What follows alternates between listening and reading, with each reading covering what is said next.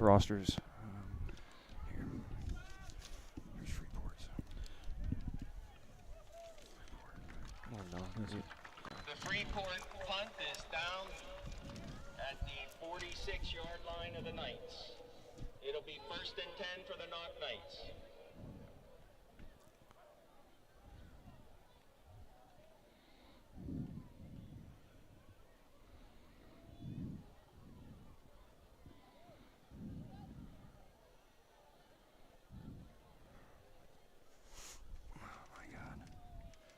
One of these days. Is there a way to turn this monitor on? Get the other stuff first. I'll turn this towards you.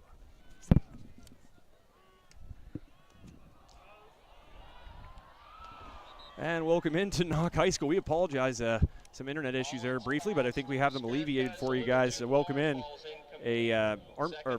Freeport on his first drive, Wayne, not much doing, had to punt the ball away to Knoch, and now Knoch has the football, as you can see, in Freeport territory at the 46-yard line. Yeah, first down, they went for a home run and just missed the wide-open receiver running down the Knoch sideline. So a 2nd down and 10 to go, 10:23 left in this first quarter of play. Rivalry game. Wayne, what's at stake at the trophy name? I forget. They were talking about it there in the pregame. And the pike, something the pike. I think it's the fish. It's an actual fish, I believe. Yeah. There's a counter to the left. Nice block there by the receiver. Some open room past the 40, but a flag's going to come in. That one's going to come back. So a great run there by the quarterback, Cody Mullen, but flag around the 43-yard line. So everyone's going to have to walk it back here. And the train siren, we'll have to wait for another play or two here, Wayne, possibly. But good block there by the wide receiver. It certainly wasn't his fault outside, but there's a flag on the play. It looked like maybe somewhere near the line of scrimmage is where the hold did take place. Yeah, it looks like number 59, Brady Pega, for Freeport got held because he didn't move much after the play. He kind of stayed there and known it was coming back. So much to the dismay of the Knoch fan base here, Wayne, you hear some hollering from the crowd, but yep. Nonetheless, the big ball. Homecoming crowd for Knoch. Yep. Pink out as well. Yep. Beautiful not new facility, turf. You know, they played all away games last year, so they got the nice turf field this year. Should mention Wayne Greiser, that voice you just heard, mine. Joe Rhodes. Glad to be here with you, Wayne. A few hours ago, it feels like, I was heading to West Shamokin doing a game there, but you said, hey, I want to do the Freeport game, and I said, I'll make sure it happens. So appreciate here that. we are. Handoff. Going to the left is number 13, Ethan Alwayne. He's got some room. He'll pass the first down stick, so they're going to mark him out about the 40-yard line. So 10:06 left, and though they did not get the 6 points on the scoreboard after that long run by the quarterback, Cody Mullen, a nice play after the penalty and fresh set of downs here for the Knights.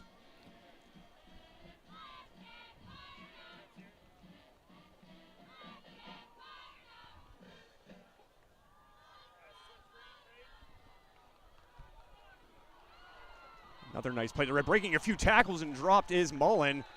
About a yard short of the first down. So the run game. I think they actually gave it to him the first down there. Okay. 30. Yeah, right around those sticks there, Wayne. And the blocking excellent right now, but also give credit to Mullen on that particular play, breaking a couple tackles to get the second consecutive first down. So 2 plays, 2 fresh set of downs for the Knights.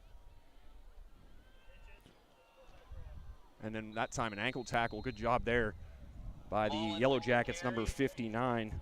Brady Pega. Yeah, Pega, the senior, the shoestring tackle on Mullen. A gain of about 1, say 2.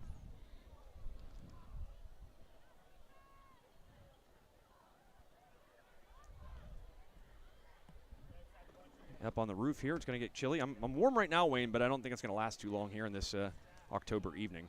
I agree. Delayed handoff, and not even a handoff, it was a throw, and that was a very convincing fake there by Mullen. Ends up throwing it to the left side to number 2. Jackson Bauman. Yep. From Freeport fans may know him. His dad was a basketball player and football player at Freeport, and now the head basketball coach here at Knoch.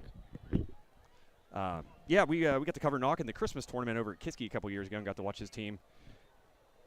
Coach Bauman. His 4 receivers now for the Knights. And, you know, it's funny, Wayne, I look at these uniforms. We're real familiar with, obviously, Freeport and Knoch. We covered Knoch a couple years ago quite often, but these look like the Freeport uniforms of a couple years ago. These blue, those stripes on the sleeves. Mullen's going to drop back, throws a dart in there, and that actually gets through. He put it on the numbers of number 2. Bryson Paga. Jackson Bauman. We were looking at the Freeport one. Sorry, Jackson Bauman. But goes through his hands. Give credit to the defender there that was on his hip. Might have put a hand in there and might have changed the sort of the spin of it a little bit. And as a result, now it's a 4th down. I think that was 13 Madden Wisniewski on the defense there. So ball sitting at the 28-yard line. Knoch thinking, hey, why not go for it here? 4 receivers, 2 to each side. For Mullen, running back. Swings outside, a little bit of a wheel route. Mullen's got time. He's going to throw this one on the run. He's looking. There is Bauman, and it's dropped. A vicious hit there on Bauman to dislodge the ball. Great throw by Mullen, but just again a wicked hit there by the Yellowjackets secondaries. 2 guys kind of converging on the play, and a flag back behind the line or near the line of scrimmage, so they're going to wave it off, looks like. And then Freeport will take over at their own 28. And the ball's turned over on downs. That was quite a hit there, Wayne. It was. Perfectly timed hit. You know, dislodging the ball there. A little nervous. Bauman at first didn't kind of move, it looked like, and you never want to see that. And there's been so many injuries all over the state this year, Wayne. A lot close to home, obviously, but you don't want to see anybody get injured, and certainly with that being such a prevalent topic right now in the football landscape, especially in high school football. Right. Looks like their trainers out there see him tend to Bauman on the field there. So while they tend to that young man, I want to mention that this broadcast is copyrighted by High Top Sports Network for the private use of our audience. Any other use of this broadcast or its pictures, descriptions, or accounts of the game without the express written consent of Wayne Greiser or High Top Sports Network is prohibited. Wayne. So if you start getting calls, people asking you if you can use some pictures or photos and videos from the game, you'll know why. And Appreciate that. Legal read brought to you by Bird's Foot Golf Club, the official golf course club, whatever, of High Top Sports Network. Wayne, got to golf there earlier in the summer, late summer. It was awesome. We did. It was a good time. Wayne hadn't played for a while, and after the first couple holes, Wayne shaking off the rust. An impressive final finishing 7 holes there by Wayne Greiser. Thank you. It's fun time with you guys. Freeport now with the football for the 2nd time here, throwing outside. Nice route brought in by number 13, Madden Wisniewski, the sophomore, able to turn it outside and maybe get another yard or 2 off of that. Taken down around the 36. Pushed out of bounds by Aprosky. Nice throw there by Ross. A lot of promise and a lot of high hopes with Ross this year. I know a lot of people talked about him last year and said that after the departure of Crony that there was a good quarterback to kind of step in and take his place. Ross, that young man. Yeah, he's doing very well for sophomore season. Getting some good experience. Shovel pass inside. He had 2 options there. Instead gets it to Danny King. King hit just past the 40-yard line. We'll mark him down around the 41. Freshman Danny King there, getting the first down. Pinkerton and Skirka.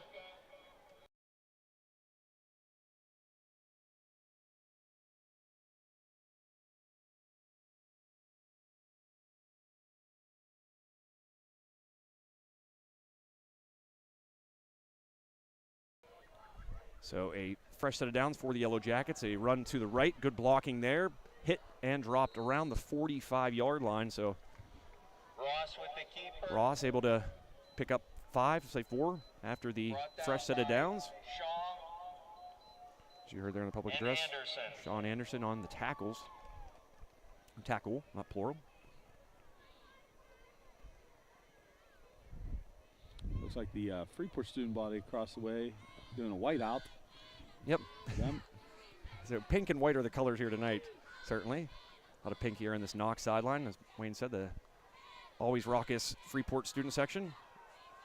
Dressed in white, and that one through the hands, a little high, but still very much catchable. Ross trying to find the aforementioned Madden Wisniewski. So bring up a 3rd down and about 6. Yellowjackets' second drive of the football game. First one stalled very quickly. Knoch took over, had a couple really nice running plays, had a touchdown run brought back on a hold, and then a ball towards the end zone on a 4th down around the 28-yard line that was thrown to Bauman, and he was hit and the ball was dislodged. And now the Yellowjackets with the ball for the second time here in this game. 6:46 left. 3rd and 6, thrown outside, brought in, turning in the inside, and that's going to be good enough, I believe, for a first down. A good catch by number 1, Brady Sullivan, a name that one of those guys, Wayne Brady Sullivan, that feels like he's been here forever. Be it any of his sports, we call his name a lot. We watch a lot of him, and it just almost feels like it just feels like he's been here forever. Yeah, senior finally. You know, Andrew Sullivan's older brother too. You know, been a Sullivan name there for a while here at Freeport, so be interesting to see it leave on the boys' side. Younger sister's a freshman on the soccer team, basketball team. So girls soccer team winning the section championship again. Yep, defeated the Knoch Knights 1-0 here on Wednesday to secure that. Little shovel pass inside again. Ross able to get it to number 4, Sellinger. Ross with the senior. shovel pass to Sellinger. Sip Sellinger with the little catch. Like you said, they've now ran that one each way towards the Knoch bench and now towards the Freeport bench. That's a great little look there, because you have the running back kind of splitting outside and a little bit further back for a pitch backwards, and then you have this guy kind of moving forward in front of the quarterback, that you can always shovel it there. So it gives the quarterback some options, and you can always keep it and run with it too. It looks like a penalty there's going to. Face mask on the Knights helps move the ball forward for the Jackets. Gets them a first down. So now the Yellowjackets will have a 1st and 10 at the 39, I believe. First quarter, 5:58 left. Time ticking right away here. It definitely got chilly when the sun went down. Did it ever? There's a throw, slant, nice ball, nice catch. Stopped and hit by a bevy of Knoch players around the 32-yard line, we'll say. So it's King on the reception. Stopped by Spencer and Allwine. 2nd down for the Yellowjackets. So a 2nd down now for Freeport. A nice drive after the first one, as I mentioned earlier, kind of stalled quickly. Certainly a game it seems like it's going to be one in the ground and in the trenches. And there's a nice run there by Ross. Starts it inside, then cuts it back out. Steps out of bounds around the 20-yard line. Smart play there. First down for the Yellowjackets. So another fresh set of downs. As I said there, Wayne, before that play, it seems like this game is going to be one on the ground in the trenches with those big boys up front, and of course the ball carriers for both teams. Yeah, definitely. You know, looking forward to it. Heard some fans talking prior to the game. Thought Freeport could stay with it if they could contain it on the ground and keep it close there for a while. There's that pitch inside again. Had both options and finds Sellinger. I think it was Sellinger, if I'm not mistaken. Might have been Danny King, yep, number 8. Yep, Danny King instead, the recipient of that shovel pass. Down by Foster and Shaw. Ball marked right around the original line of scrimmage here, Wayne. Maybe a hair past it. For the Yellowjackets. It looks about 2nd and 9. We'll get into yard there. So it seems like the Knoch defense is kind of favoring the back man on that option play there. And Freeport willing to keep finding the inside guy, and that's been King here a couple times early on. Yep, definitely. 4 receivers, 4 Ross, blitz, thrown, and good job there in the secondary by Knoch's number 2, the aforementioned Jackson Bauman. Good to see him back on the field and looking good. Dislodges it. Intended receiver there was Sellinger. Sellinger, of course, a senior. One of the few seniors when I look up and down this roster, Wayne. It's a very young Freeport team this year, it seems. Yeah, you got Brady Sullivan, Colton Otterman, Justin Jacks back from injury. He's a senior, too. Getting some reps here back at running back. So 4 receivers once again at Ross's disposal. He's got direct snap, design run, and he's wrapped up at the ankles and then met by a few Knoch tacklers. Shaw the first man there, though. Yeah, for a second I thought it was a nice play, and then all of a sudden a couple Knights appeared very quickly. So they're going to try the field goal. Very interesting. It's going to be about, what are we saying here, Wayne? Ball's going to be kicked from the 36, so what, 40, is that a 46-yarder? Or no, 26, so it'll be a 36-yarder. Judah Thompson, freshman. It's going to be very close and just a bit short. Didn't really have the height on it, so nothing doing for the Yellowjackets. A drive that started out quite promising for Freeport. Stalls and missed field goal will give Knoch the football at the 26-yard line. What do you know about that young man? Because you don't see field goals of that distance every week on high school football. Honestly, the first several weeks we did games, it was a big lineman, Cole Troutman doing the kicking. Last 2 weeks ago when Eric and I did the game at home against Yayside, that's when he started kicking. So I don't know. Cole was hurt, so I'm assuming he's probably still hurt. Like you said, don't see that very often, especially this year. Last year, the Jackets had some weapons. Parker Lucas, Isaac Wetzel that could kick the ball very well. So being a freshman now help. First down, a nice pass put on the dot there. Great throw by Mullen, able to find Prosky. So the string of first downs following a first down snap continuing here for Knoch. You saw it in that last drive. First two plays resulted in a fresh set of downs, and here they do it again. So some big plays. Tackle there by Danny King to save it, because if he doesn't make that tackle, probably 6 points. Mullen looking impressive here so far. Bunch formation for the Knights. Mullen's going to follow a block outside. A good job there. Get to call one of those big guys up front. Number 72, Cody, or excuse me, not, again, looking at the wrong roster here. Number 72 for the Knights. That would be Zach Zabalski with a nice block there to free Mullen. Ball marked around the 49-yard line, or excuse me, 44-yard line. Wayne, you were a part of this rivalry. Was it always kind of a game you get up for regardless of sport? Normally, we didn't ever play them in football. I shouldn't say ever. Junior high, we always played them in football, but never played them in high school. They were bigger. It was only 4 classifications then, but definitely always a rivalry in on the basketball court between us. Nice gym over here now. The old gym converted to a library. But yeah, it's nice. It's always nice to play those local teams like Highlands, Knoch. They're your neighbors. Deer Lakes has become a big rival with Freeport now because we play them in majority of the sports. So I think that's become a big rival, boys and girls. But with the whole 6 classifications and things, Knoch's in more Freeport sections and things. Girls soccer, boys soccer, basketball. So hopefully it continues. After the first down, fresh set of downs, Mullen's going to take a carry to the right. Looked like a face mask, but no flag will come in. You can see his head turn. Sometimes it's hard to pick those up even from a distance, like we're up here in the top of the press box, Wayne, but you saw his head kind of turn there, and that's why you hear some hooting and hollering from this Knoch sideline. Yeah, definitely, because it was coming towards the Knoch side, too, so a lot of the fans saw that one.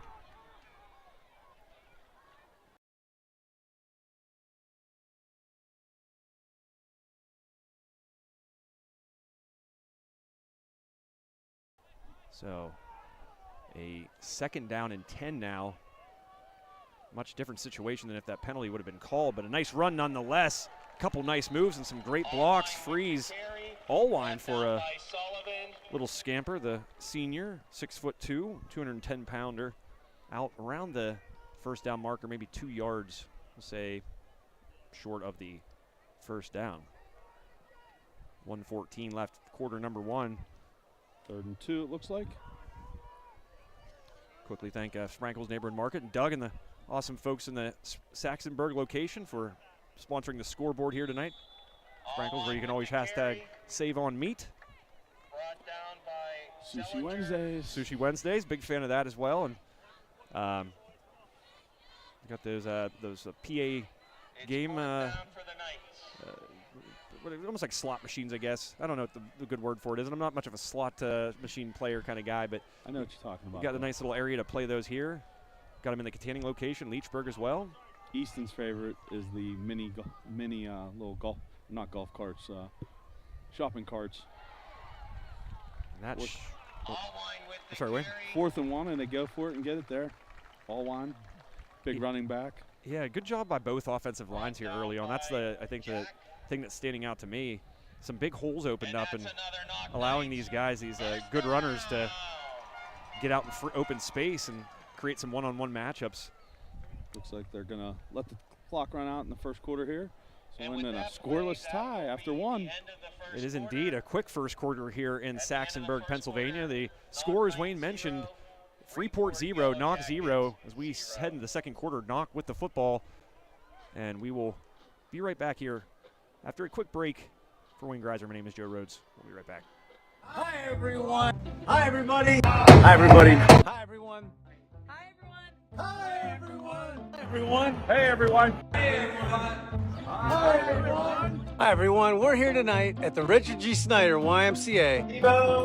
T-Bone. Woo! Guys, that's right. It's $5 Sushi Wednesday. Produce sale. Bananas. 45 cents a pound. Pork turkeys. You know why we're doing pork turkeys? We're doing a fundraiser. The meat keeps on rolling here at Sprankle. You know what day it is today. It is Sushi Wednesday. $5 sushi rolls today. We're getting inspired. Come on and help me #save on me. And we're pumped up because we are less than 24 hours away from Camp Out for Community tomorrow. Like and share, like and share. So like and share, like and share. Help spread the word. Just make sure you like and share. We can't do what we do without you. Come and see us. Didn't mean to cut our friends at Sprankle short there, but game back in action here. Nice play design there. Not going to fake it to the right, go to the left, and drag down after a nice gain. Bauman with the shovel, or receives the shovel pass. 28-yard line. Ball 28, number 57 for Freeport, the tackler there. But it was Mason Lowe's. Oh, there is a jack on the tackle. And that's another Knoch Knights first down. A lot of first downs here in this start of the game, including the first play of the second quarter. I was going to say all the first quarter, certainly then, but now too. 11:34 left, quarter number 2.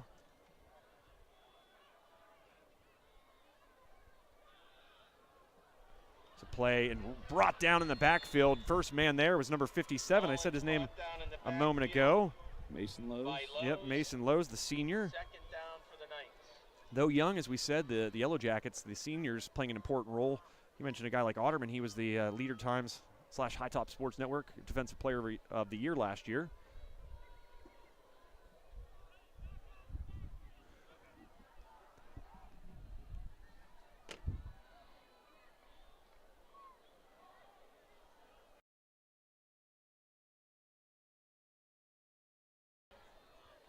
So a second down and 16.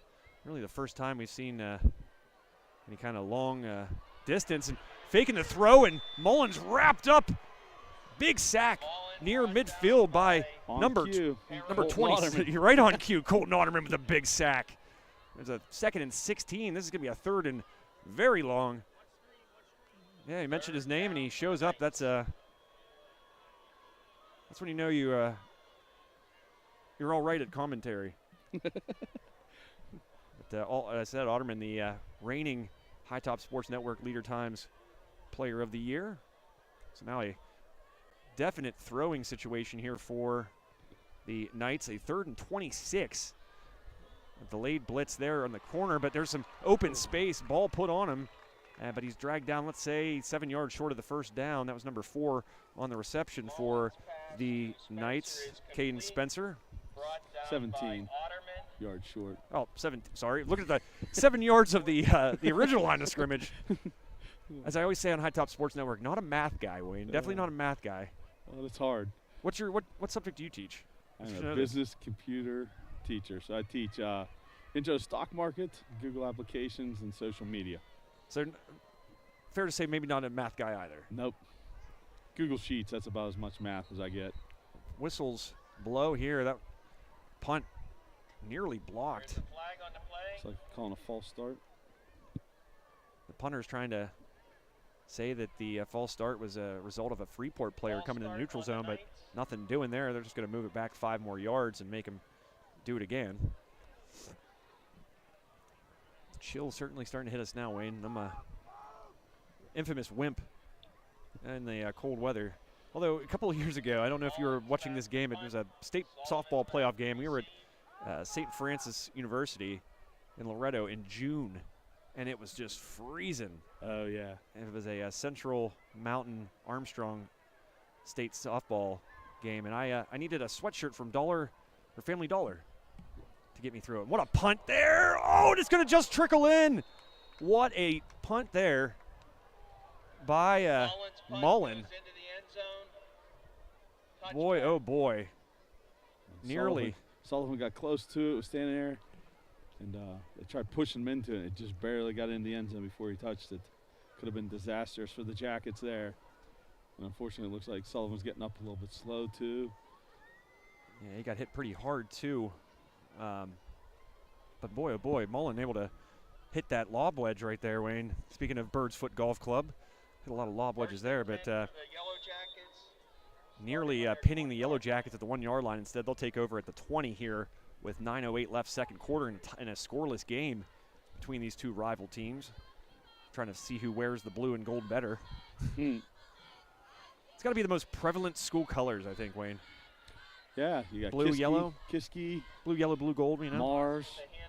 See, here's my problem, and I love Freeport Nation. I love the Yellowjackets. I'm a big fan of you guys. I've been covering Freeport for years and years and years, Wayne, as you well know. 2015-16 was the first year. But you guys got to decide, are you yellow or are you gold? They take the last year's basketball teams. The girls were gold, the boys were that yellow. And I liked the boys' uniforms last year in basketball. But you guys got to decide, are you yellow or are you gold? I'm going to say yellow because I was the one that picked the basketball uniforms. I like those a lot. They were that yellow Michigan was clean, yeah, real clean. First play there, but now I've actually heard our actual school colors are royal blue and Vegas gold, so which would be like a Tulsa look. But okay, we don't do that. No, that's what I mean. I've seen both. I've seen it gone both ways. I just kind of want to know, which one are you? I remember when I was going to high school sports, they were blue, like pick colors now, royal blue and yellow. Then we went to navy blue and yellow, and then by the time my senior year came around, we started getting some of the Vegas in there. Ross rolling out, making somebody miss. Oh, nice job there. Could have put his head down and brought down Wayne around the 34. You saw the start of that play. Ross quickly out to the right side. First down. First down for the Yellowjackets. So a fresh set of downs once again, and as we said early on, Wayne, this game is going to be one that's won in the trenches.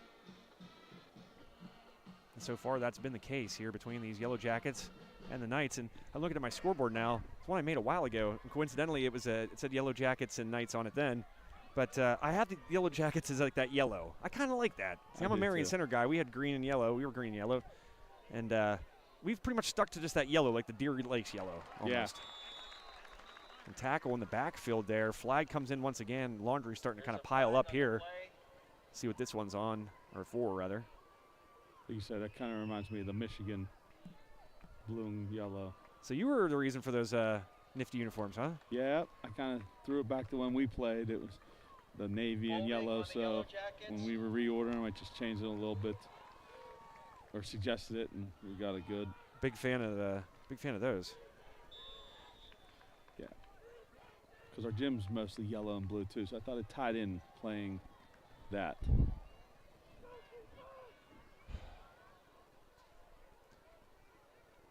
So Jackets in a big hole here. And another one. Going to be a more hole. False start on the Yellowjackets. Yeah, false start called there on Freeport. So going the wrong way are the Yellowjackets here in this first drive of the second quarter.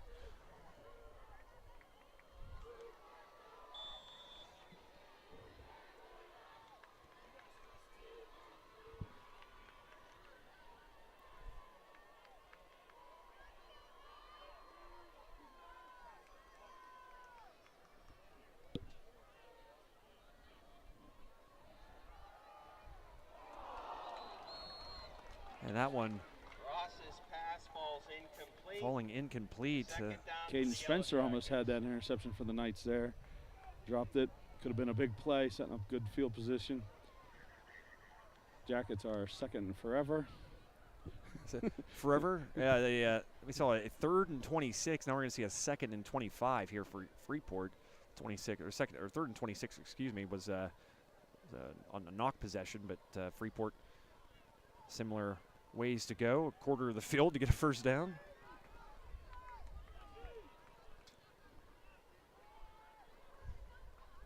Dropping back is Ross, going to roll out to his left, replant, throw, flag on the play, so you know it's going to be for holding, and that's going to come back even though there's a dart thrown on the far sideline to King. And I said it a moment ago, Wayne, remember that commentator's curse I said about it? You say it and it continues to happen? Well, I shouldn't have brought up the penalties because there you go again. Another flag on the field, and what was a 2nd and very long is going to be a 2nd and extremely long. Yep, Freeport marching the wrong way. Ironically, thinking back to when I was in school, the only Vegas was the helmets on the football team. And back then they painted them every Thursday. Spray painted, re-spray painted them every Thursday. Vegas gold, kind of like Notre Dame used to do. And so that was like the only real Vegas gold for the longest time in the athletic department. And ironically, they don't have Vegas gold helmets anymore, and everybody's gone to some Vegas. So it's 2nd and even longer. Ross rolling, going to have to throw on the run. He does. What a heck of a throw there past the 20, around the 21-yard line. Not an easy throw there by Ross. Picks up a decent chunk of yardage, but it's still going to be a 3rd and very long here, Wayne. Yep, but makes it a little more manageable. Madden Wisniewski with a nice route there. Catch.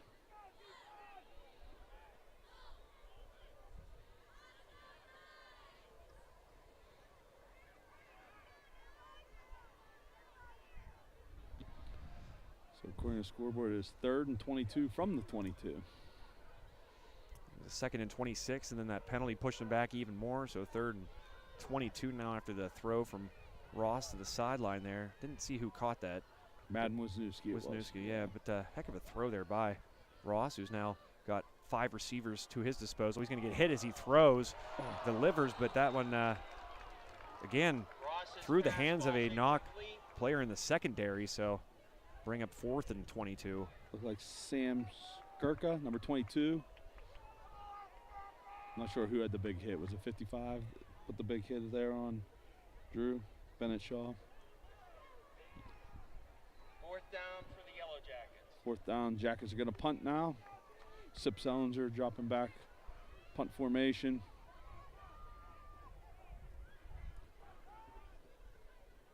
Number 5, Cody Mullen, the quarterback, deep to return the punt. He doesn't catch it. Lets it roll out of bounds. So decent field position for Knoch to begin the next drive with 5:12 left in this game, Wayne. And while we have an opportunity here, I want to thank you guys for tuning in, of course. You know, I always say there's a lot of ways you could spend your Friday night, but we appreciate you deciding to spend it with us here on High Top Sports Network. But want to thank our sponsors because you guys are out there watching, and you're watching because of these sponsors. They're the ones that enable you to watch wherever you may be. And one of those, of course, is Tony's Pizza Cafe, the Extra Point sponsored here tonight, located just across the street from Freeport Stadium. Tony's Pizza Cafe has been crafting the finest New York-style pizza since its inception. I came up with the phrase, Wayne, for Tony's Pizza. I said, pizza done the way it's meant to be. Yeah, definitely. Big fan of Tony's. Yep.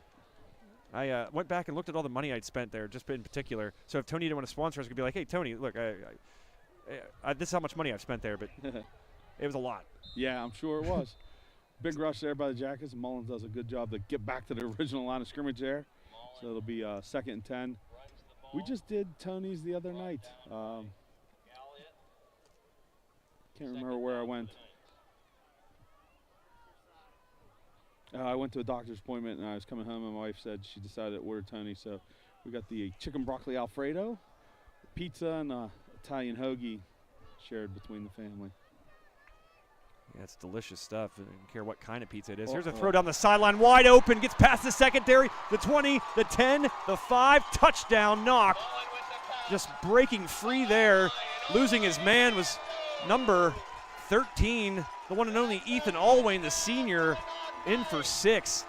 Breaks the scoreless drought to start this one with 4:28 in the second quarter, Wayne. I love that design. They set trips to the Freeport sideline, faked a little wide receiver screen, and then Mullen started the run like he was going to scramble down the sideline and pulled up just in time to flip it right over the defense and Shaw running, or not Shaw, Allwine running down the sideline on a little wheel route.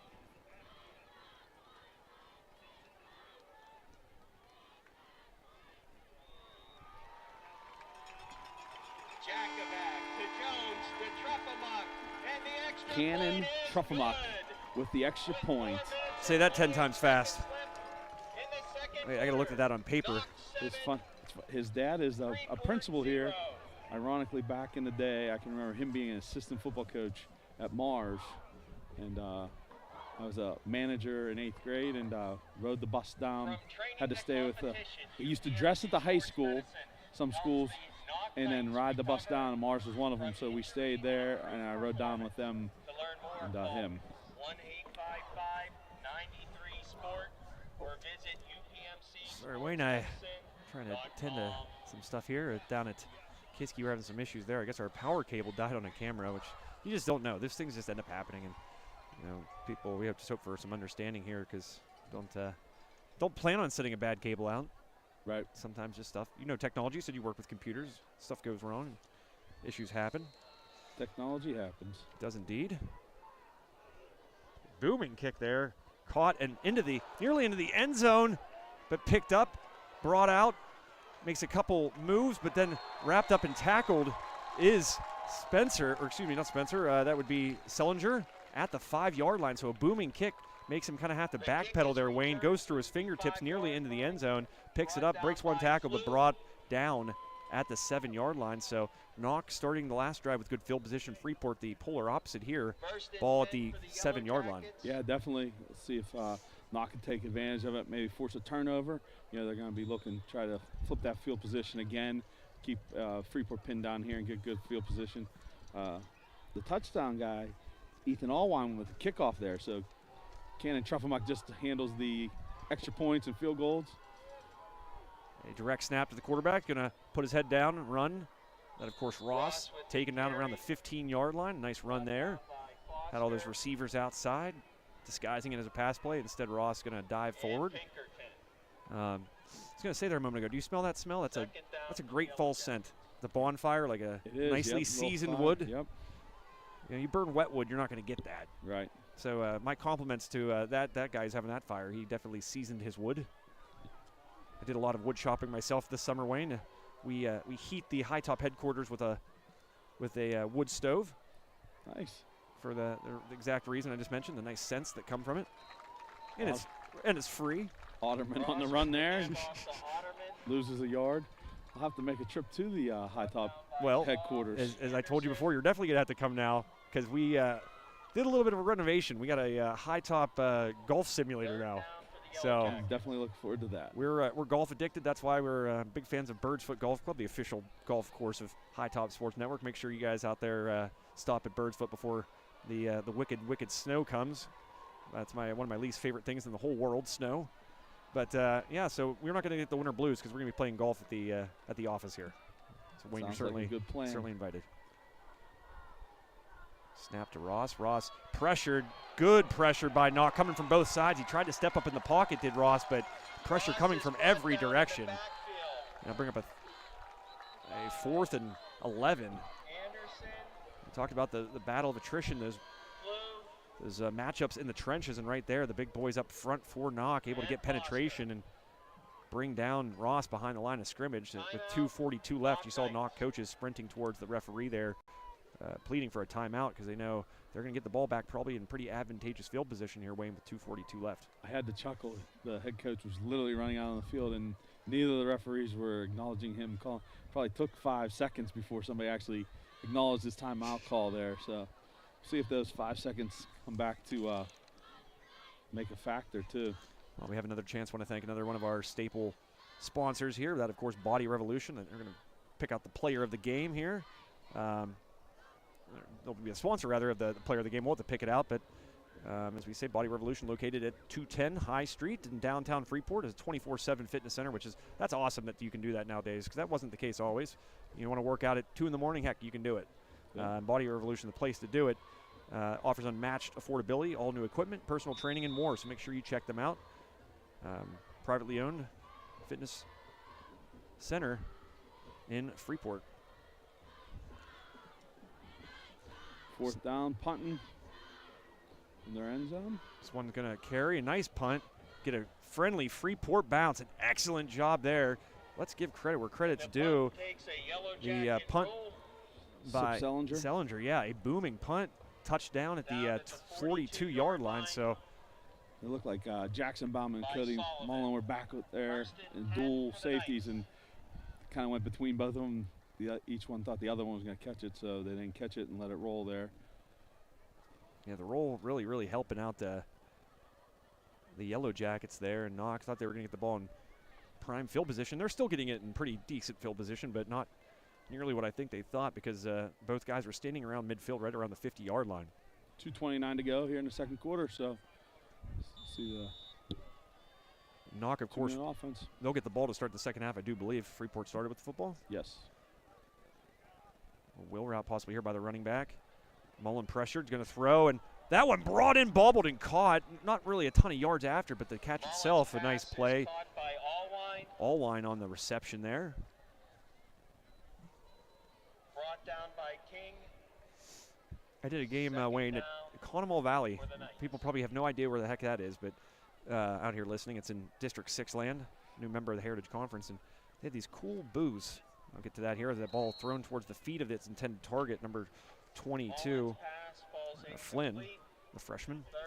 But we're on top of this press box here, very spacious area.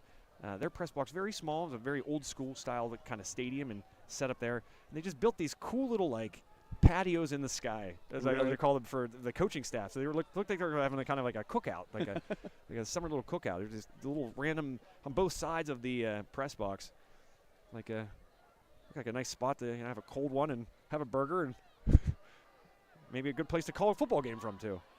This one breaking outside as Mullen gets some blocks, lets the play develop, and chooses to tuck and run, and gets past the Freeport 45 around the 44. He goes out of bounds, so a nice run there, Wayne. I mean, we're talking about back in the day. I can remember when we played games downtown, Borough Field. They had a very small press box. The visiting coaches had to crawl through the roof and get up on top.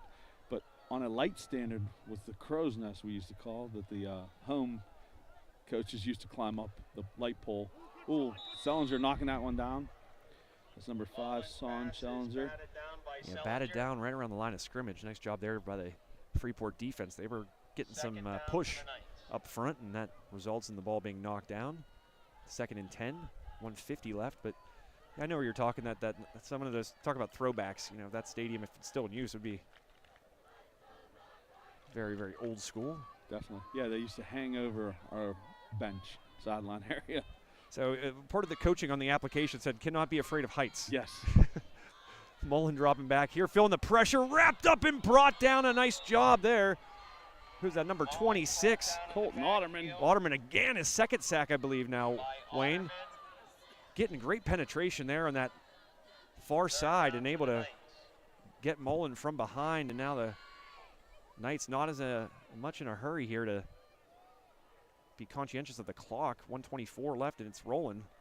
A 3rd and 20. Freeport with 3 timeouts, the Knights with 2. Good penetration, again. Mullen going to his right, is going to throw across his body, downfield, way out of bounds. Again, nice job by Freeport defensively on these last few plays. Push the Knights back and force what will likely be a punt here, Wayne.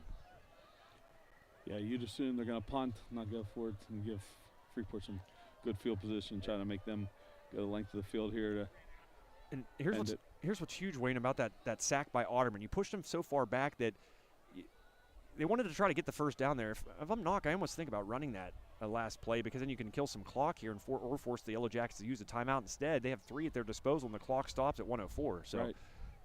Interesting set of circumstances, really. Sullivan deep. So he'll be able to catch it. Does it around the 25. Hits to his left. Going to be a swarm of Knights. Mullen's punt is received by Sullivan. And he is brought down around the 30-yard line with 55 seconds left here in quarter number 2. Brought down by I want to mention another sponsor here while we have an opportunity on High Top Sports Network. our friend Marie over at Douglas Insurance Agency. Again, all these places right there by the school. So if you're ever at the school and you need any of their goods or services, you're right there. So you might as well stop in and see Marie at Douglas Insurance Agency, independent insurance agency, which means they have plenty of different companies that can best suit your needs.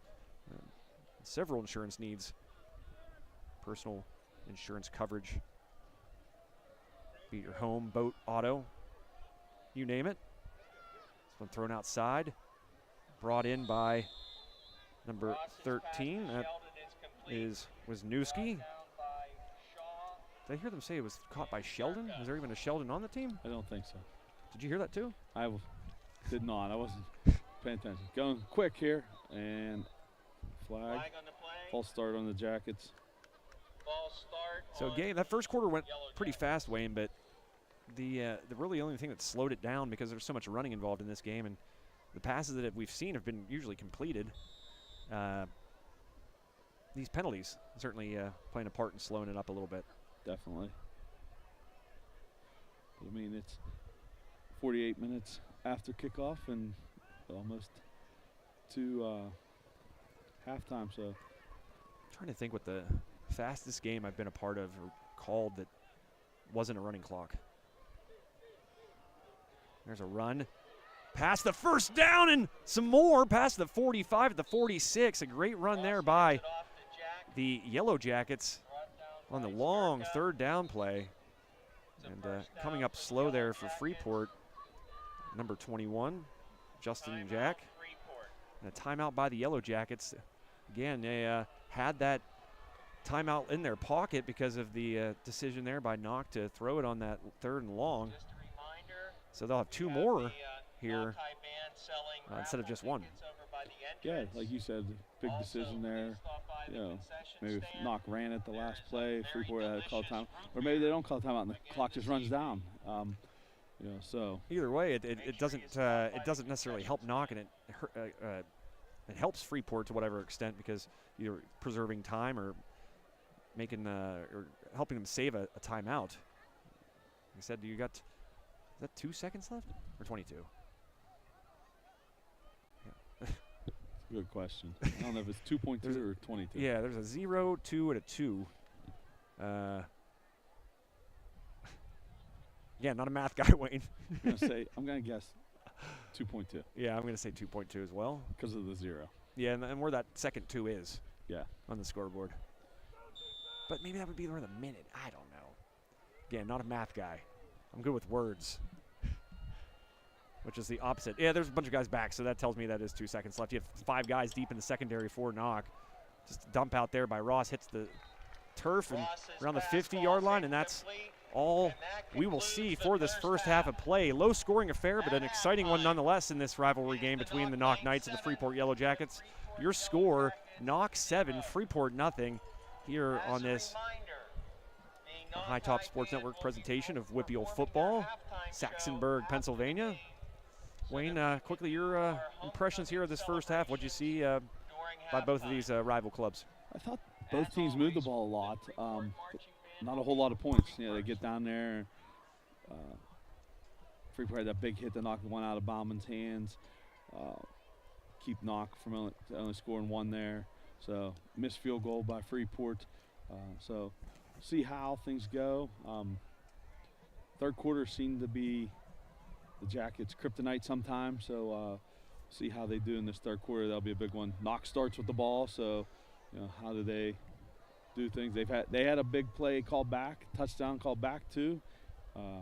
So be interesting to see. Freeport band getting ready to take the field, and then it'll be homecoming festivities here for the Knoch side. Well, that's gonna. We talked about things speeding up. That'll certainly slow things down here with the homecoming presentation. But yeah, Wayne, you kind of said it all there. It was a great kind of synopsis of the first half, and this could very well be a 14-0 game, or at least a 13-0 game if that play, that long run by Mullen, wasn't called back. I believe that was Mullen who ran that. Yeah, yes it was. But you know, that's the complexion of this second half could look very different if it's a 2-score game versus a 1-score game. As a result, that play called back, and it's just a 1-possession game, and Freeport hanging around, doing a good job defensively, kind of clamping down late in drives. You've seen, like you said, you've seen both teams move the ball, but certainly saw Knoch move the ball well, but as I said, Freeport late in those drives, able to come up with some big plays and push them backwards. And as a result, they're just 7 points down here as we head to the second half. But first, as Wayne said, we're going to turn it over to the bands here on High Top Sports Network. Let you enjoy that in the halftime presentation of homecoming here at Knoch High School. After that, we'll be back for third quarter coverage here on High Top Sports Network. Stay tuned.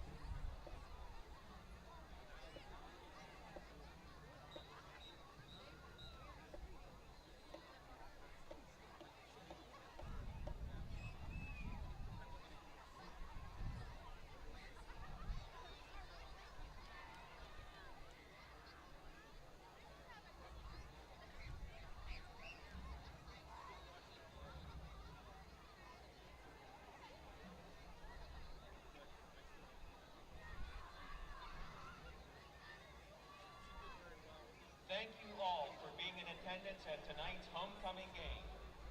Now, I would like to present to you the 2023 homecoming court.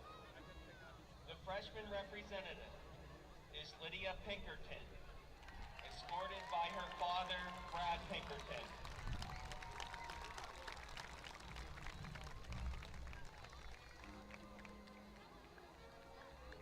The sophomore representative is Ciara Osborne, escorted by her father, Rich Osborne.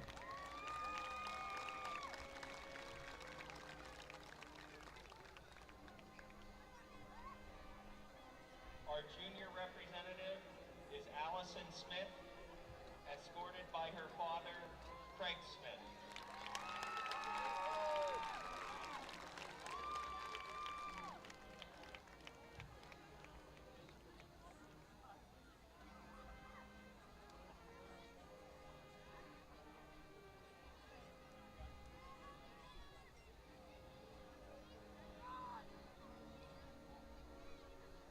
Senior court member, Ava Alday, escorted by her father, Mark Alday.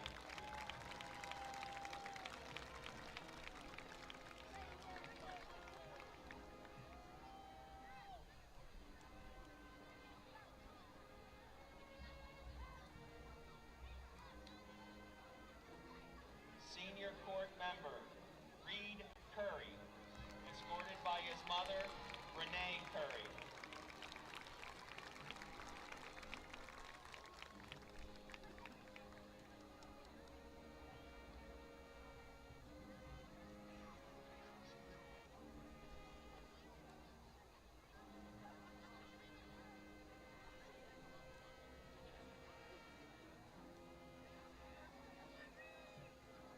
Senior court member, Elena Fields, escorted by her father, David Fields.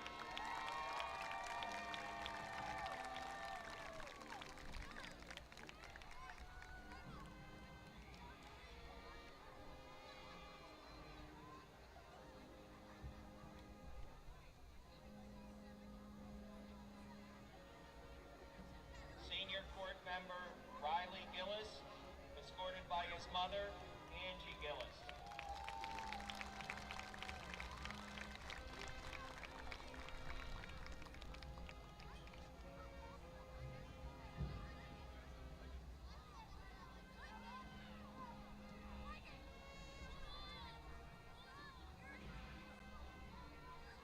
Senior court member, Caitlin Gray, escorted by her stepmother, Lisa Gray, and her father, Kurt Gray.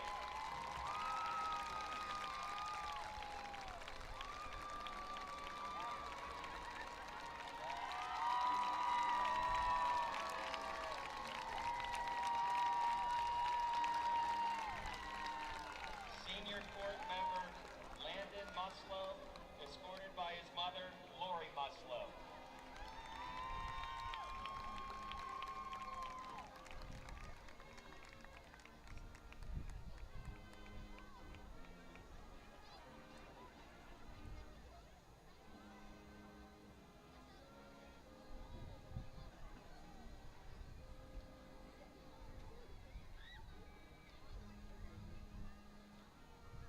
Senior court member, Abby Hawk, escorted by her father, Brian Hawk.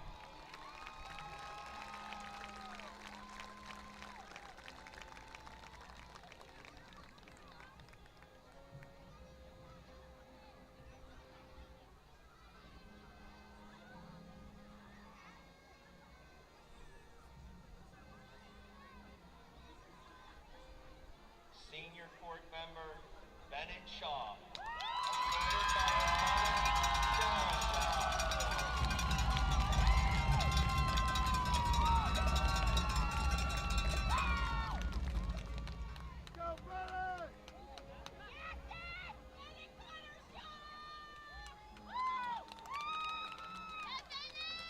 Senior court member, Isabella Oskin, escorted by her father, Larry Oskin.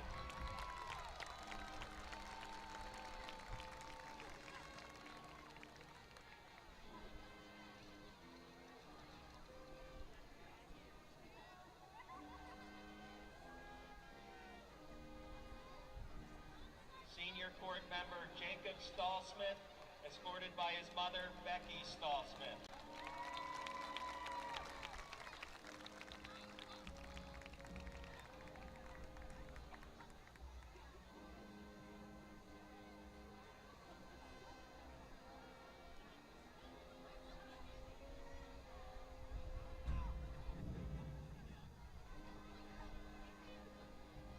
Senior court member Samantha Robb, escorted by her mother, Jolie Compton.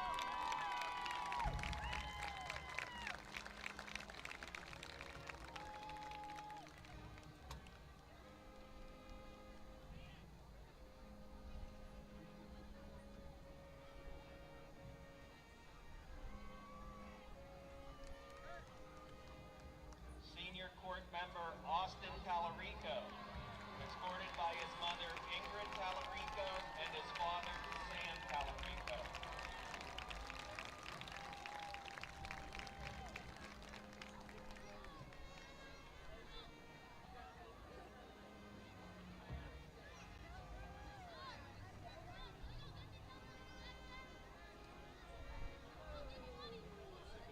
Senior court member Ava Santora, escorted by her father Bud Santora.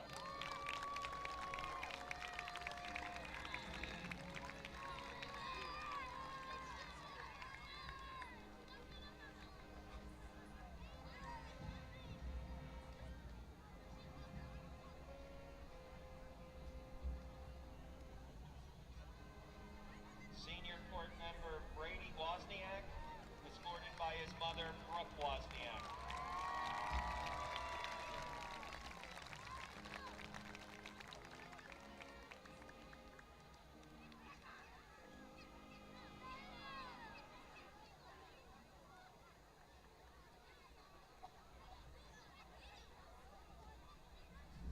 Let's give this year's court another round of applause. Crowning your king and queen tonight is the 2022 Homecoming King Jake Murphy, Student Council President Lindsay Mack, Student Council Vice President Lindsay Greb, and Student Council Treasurer Natalia Cafaso. And your 2023 Homecoming King is Bennett Shaw.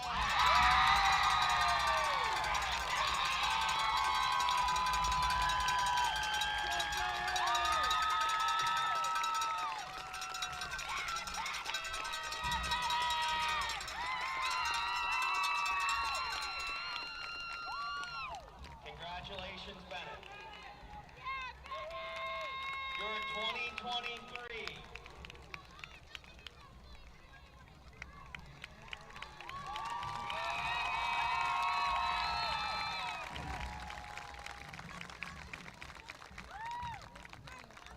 Your 2023 Homecoming Queen is Caitlin Gray.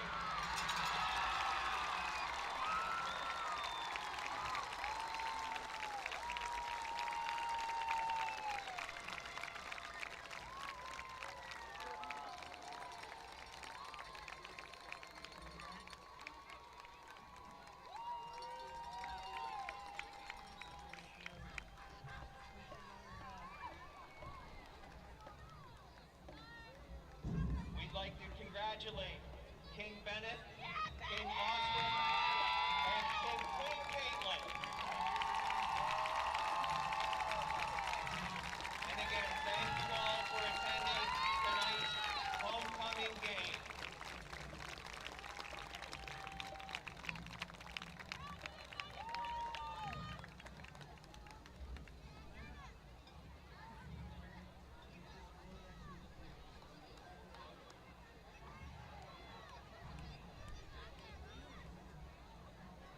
Just a reminder that you can always listen to the game on WISR Radio 680 AM, or you can go to WISR680.com, or you can even download the WISR 680 app on your smartphone.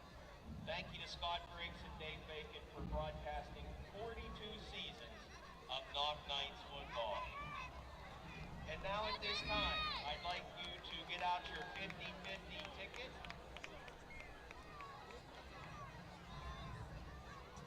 I'll give you a second to get out your 50-50 ticket. The football boosters would like to thank their summer football camp sponsors, the Hardwood Cafe, Stevens Kitchen and Catering, Novotny's Pizza, Buffalo Wild Wings, Sprankle's Neighborhood Markets, Kelly's Family Restaurant, the Fairground Market, the Embassy of Saxonburg, and the Fieldhouse Restaurant and Banquet Room. Thank you, sponsors, for putting together a wonderful summer camp for the Knoch Knights football team. If you have your 50-50, it is a pink and white ticket. And the ticket number is 165 80 160. 165 80 160.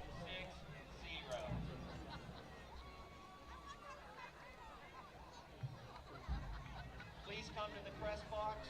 I'll say that number one more time. 165 80 160. 50 is up in the press box.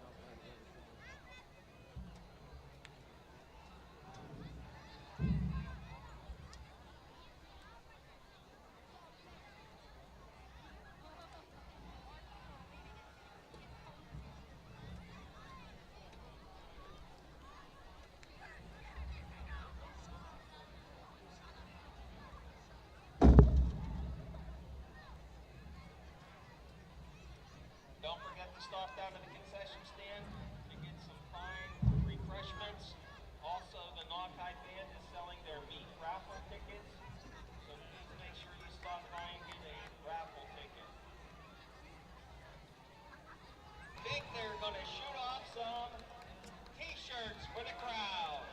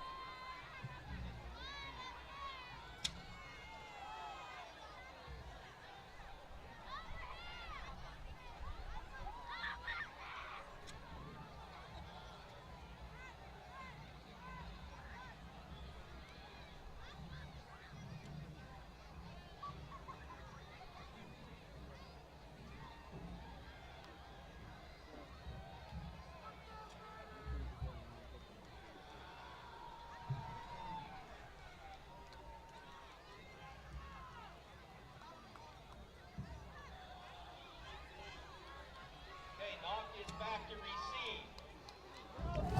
Freeport's in the second for the start of the All right, welcome back to High Top Sports Network. Hope you enjoyed the halftime festivities. I was trying to attend to some other things, and Wayne holding it down like always. Ball taken in around the 33-yard line for the Knights. That's where they'll begin with a 7-0 lead, Wayne. Yeah. Freeport's got to be pleased with the first half. You know, gave up a couple big plays. One obviously called back, but you know, the other touchdown there. Knoch being led out by the homecoming king, number 55.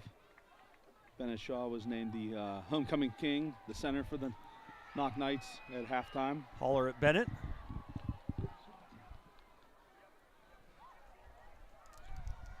So we'll see how the Jackets do.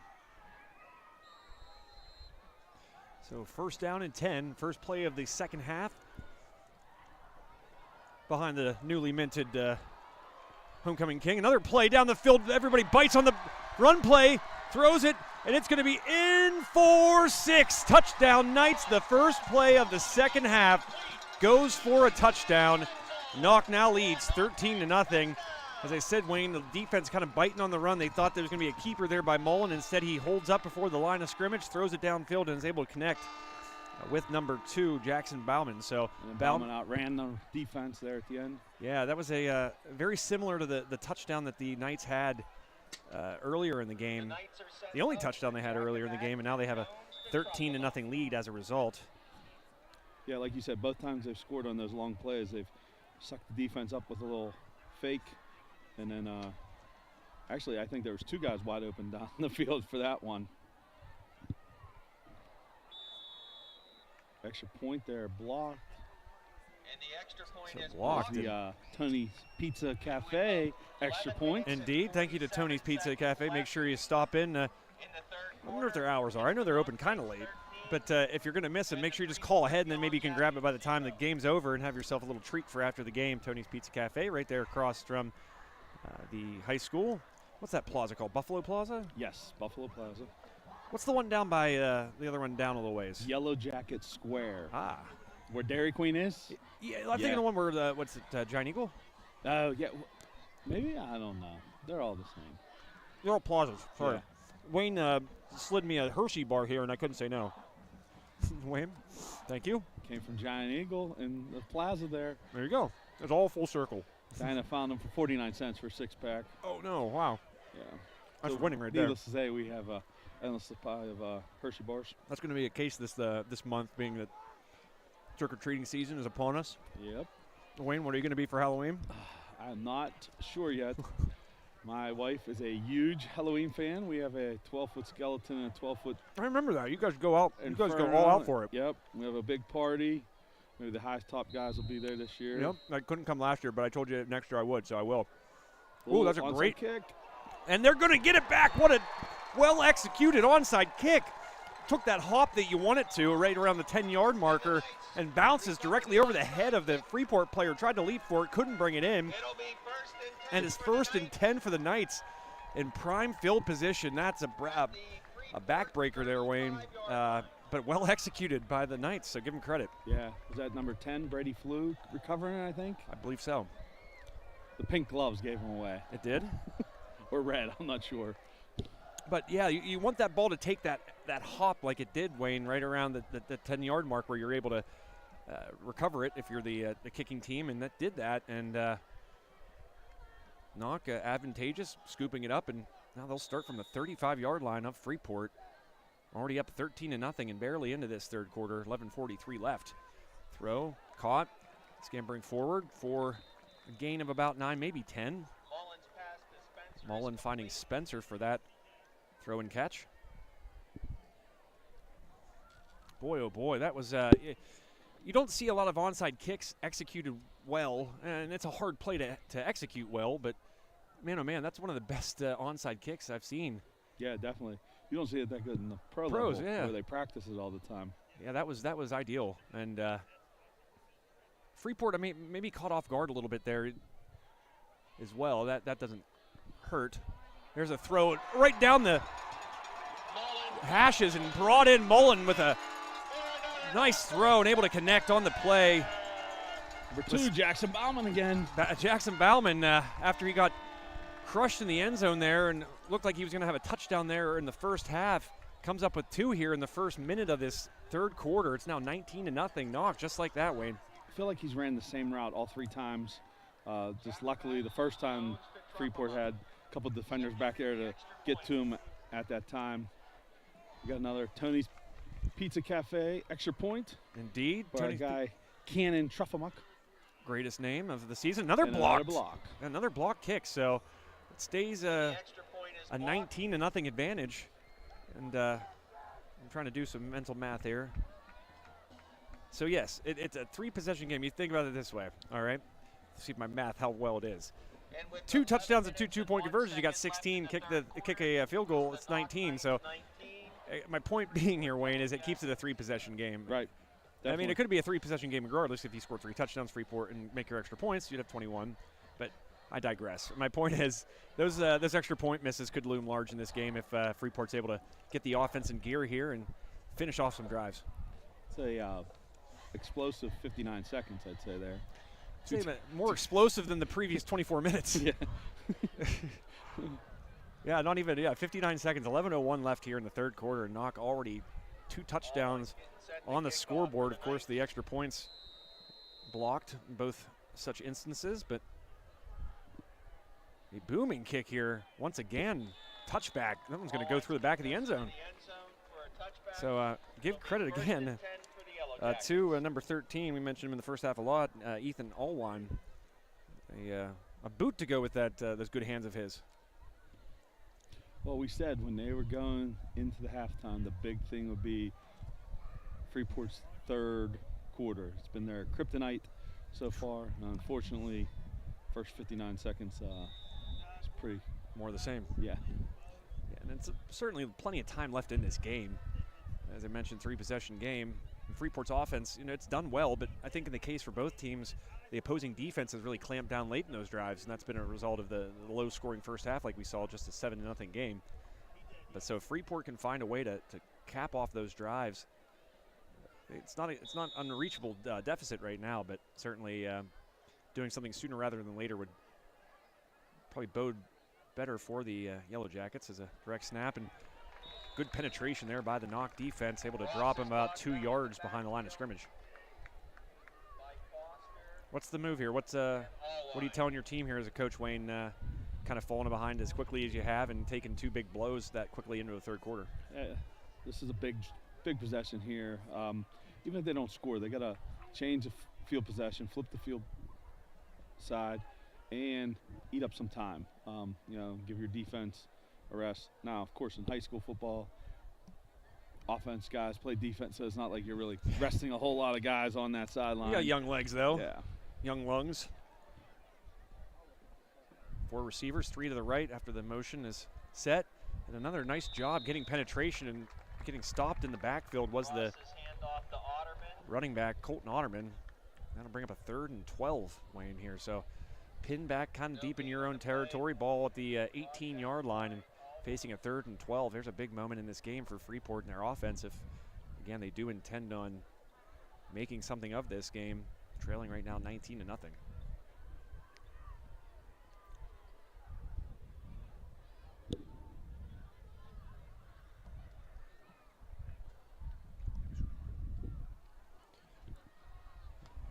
Getting out of that one, but then met by a pair of Knights. Number 57, first guy to get to Ross after he was able to break that first sack. Number 57, of course. Wayne, I got 9 pages of Knoch. Parker Anderson, thank you, on the stop there. So pins the Yellowjackets punter. I think it was him and Brady Flew combined there. Yeah, Sellinger now going to be standing in his end zone for the 2nd time tonight and having to punt. That other one, he had some great luck. Hit about a 54-yarder, I want to say that was. This one, maybe not as good, but it's going to get a friendly roll. And give credit to Sellinger. He's helped his team out with some excellent punts. That one's going to be down at the 40-yard line of Knoch. So, again, what is that, 60-yard punt? Yeah, and both times they've had 2 safeties back to catch the ball, and it's gone right between them and gotten some good bounces for them. Yeah, you don't want to tell your guys, if you're a coach, you're going to hesitate to say anything and criticize them for not picking that ball up, because the last thing you need is the guy to touch it and get it on a bad hop and fumble it and give Freeport the ball back with prime field position. But certainly not having those 2 guys back there and not somehow finding a way to pick up the ball cost you at least 15 yards. Knoch starting this drive with 4 receivers. Keeper by Mullen is going to be spun down around the 45-yard line to pick up a 5 by Mullen, the quarterback. Mullen's been pretty impressive tonight, running the ball and passing the ball, hitting those guys that have been open, getting a lot of yards on his feet. Yeah, I've been impressed by both quarterbacks. I feel like their games kind of resemble each other. Ability to use their legs when they need to, and good job throwing on the run a couple times by both guys. And as Mullen keeps this one again up the gut, past the first down sticks, breaks a tackle and into Freeport territory at the 45. 9 more on that carry there. But he's only a junior too, so he'll be back next year. Ross too, only a sophomore for Freeport. So you're talking about two quarterbacks will be back playing key roles for their teams next year. Yeah. And obviously some lean years of late for Knoch, and this season and some of the results trending in the right direction for the Knights. Fake handoff throw, and that again, another drop right on the dot there. Pass falls incomplete. Second down for the Knights. Second down now as a result. I want to check the scores. Oh yeah, I was going going to check the X. Andrew Stocky scores. See, big one in the conference too tonight is Deer Lakes at East Allegheny. Deer Lakes at East Allegheny. East Allegheny getting the better of the Yellowjackets a week ago. Yep, they're 2-0 along with Knoch, both in first place. Knoch coming off a little different thing. They had a bye last week because Shady Side forfeiting. Yeah, the rare bye mid-season like that. But Wayne will give you the out-of-town scores presented by Birds Foot Golf Club. Get your swings in now. The snow's coming. It is. We could just build a golf simulator like we are. It's a lot of work. People don't realize it's a labor-intensive project. Looking forward to seeing It's it. going to be well worth it, though. Trust me. I still have to show you that video. We were looking for your car keys. We'll find it. Yeah, I lost my car keys. It's a story for another day. There's a deep throw by Mullen. Miscommunication between he and the intended target, Bauman. Pass falls incomplete. Bauman kind of stopped and then Down for the Knights. started going downfield towards the where that throw was heading, and at that point, just a little too far. Mars 21, Armstrong 0. Wow. Third quarter. That game, of course, on High Top Sports Network.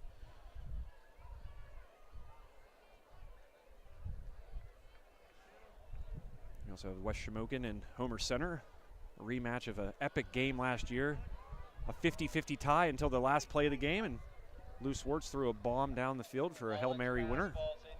His team's rematching tonight in Laurel Valley in a Heritage Conference clash.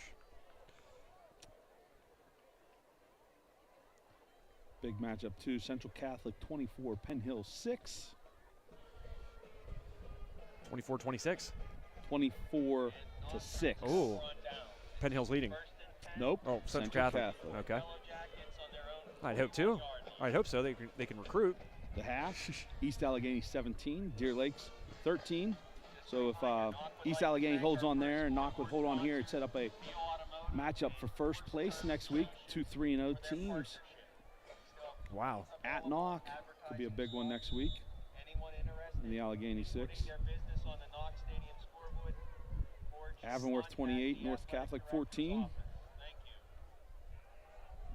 Freeport with the ball now. A shovel pass. Back to the line of scrimmage, and again, reading the play well is the defense there, not allowing much. Kiski 22, Highland 7. Wow. Another one on High Top Sports Network. Might just be audio only. Apparently a camera cable still not cooperating. Judd Stewart on the call there. Dave Hartman and Josh Schreckengost at that Armstrong game you mentioned. Valley and Shadyside still 0-0 in the first quarter, so obviously that one hasn't been updated yet. Big drive here for the Jackets. Throw outside. Caught, brought inside. Nice move towards the middle of the field. Continues to make his way across the field and drop down around the 35 as number 13 of the Yellowjackets. Wayne Wisniewski. Yeah, nice play there. Good awareness to kind of find the open space there, cut towards the center of the field and continue on over to this side of the field for a big gainer, and that's just what Freeport needed. They're into Knight territory at the 36. Need some points here, even like you said, field goal, but ideally you'd want a touchdown on this drive, get some points on the board. You think about it, if they were to score 3 straight touchdowns and at least get the extra point on 2 of them, you're in the lead. That's what I mean, those extra points could loom large. Another broken tackle by Ross. Continues to move his legs and kind of drag a little bit of a pile with him. And he turned about a 4-yard loss into about a 2-yard gain, did Ross. Tough 2 yards. Indeed. Again, this Knoch defense has really gotten some good penetration here early on in this third quarter. We're past the midpoint of the third quarter, 5:21 left. But that's That was a nice play by Ross to prevent the loss and put yourself behind the sticks. Now he'll have 4 receivers to his disposal here on this 2nd and 8, 5:06 left. Ross looking to his left, steps up in the pocket, still moving, broke that one, finds an open man. He's going to cut to the middle of the field. Once again, it's Wisniewski coming this direction once more. He's going to continue on, and there's going to be a block in the back. That's not a, I don't know about that call though, Wayne. Both guys were looking at each other, see if they decide to pick this flag up, but just because the guy's momentum, it would be, it looked like the kind of play where you would have a block in the back, but both players were facing each other. There was no block in the actual back. I think they might pick this up. We'll see. Nope, they are going to call it against Freeport, and that is a tough call, Wayne. Looks like wow, like a legal crackback call. I think they're trying to eliminate those blindside blocks. I mean, but when you have both players facing each other, I don't know how you call it. Yeah. It's just the way that the play was moving this to this sideline. It brought players from opposing directions. It's going to do that, and as a result, you know, Freeport getting burnt because of it, maybe unnecessarily. 2nd down. 7. So somehow we gained 2 yards on that penalty. Tough play. Here's a nice slant pass by Ross, right on the dot. What a throw there by Ross. Yeah, Wisniewski coming up big in this 3rd quarter, but boy, oh boy, what an excellent throw there by the sophomore quarterback, Drew Ross, putting it on Wisniewski. Ball at the 15-yard line, so.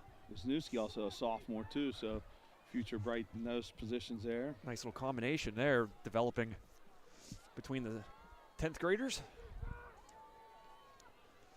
4 receivers again for Ross. He's going to keep this one though. Gets a good block, decides to cut it back inside, and he's dropped right inside the 10-yard line. We'll say at the 9. So about 5, maybe 6 yards there. Bennett with a stop by, or rather for the Knights. Skirka, the assist on the tackle. What do they got going on over there, that blue tent there, Wayne? What is that? Is that like a... It's got to be a concession of some sort. Yeah. I don't know. I want to start like a podcast where I go to football games and I critique the, not necessarily critique, but sort of, you know, give my impressions of the concession stand, because there's some really, really good ones out there, as you well know. You spend a lot of time at gyms and fields. You're going to be doing that tomorrow for softball. Oh, yeah. And, you know, there's some that are kind of lackluster. Definitely. Another flag. Delay a game. Flag on the play. So Freeport, quite a few Delay of game on the Yellowjackets. infractions. There. Yeah, quite a few infractions here on this drive, Wayne. It's not the way you want to start or really have a part of a drive like this where you're really eating up chunks of yardage and your offense is looking as good as it has all night. It was interesting. In the first half, the play clocks in each end zone were working. They're running. They're both on double zeros the whole half so far. So I don't know why. Yeah. Why even have them on then? Yeah. Just wasting electricity. It's not responsible. So Sam Ross, or not Sam Ross, sorry, that's a Kiski's coach. Yeah, thinking Ross because of the quarterback.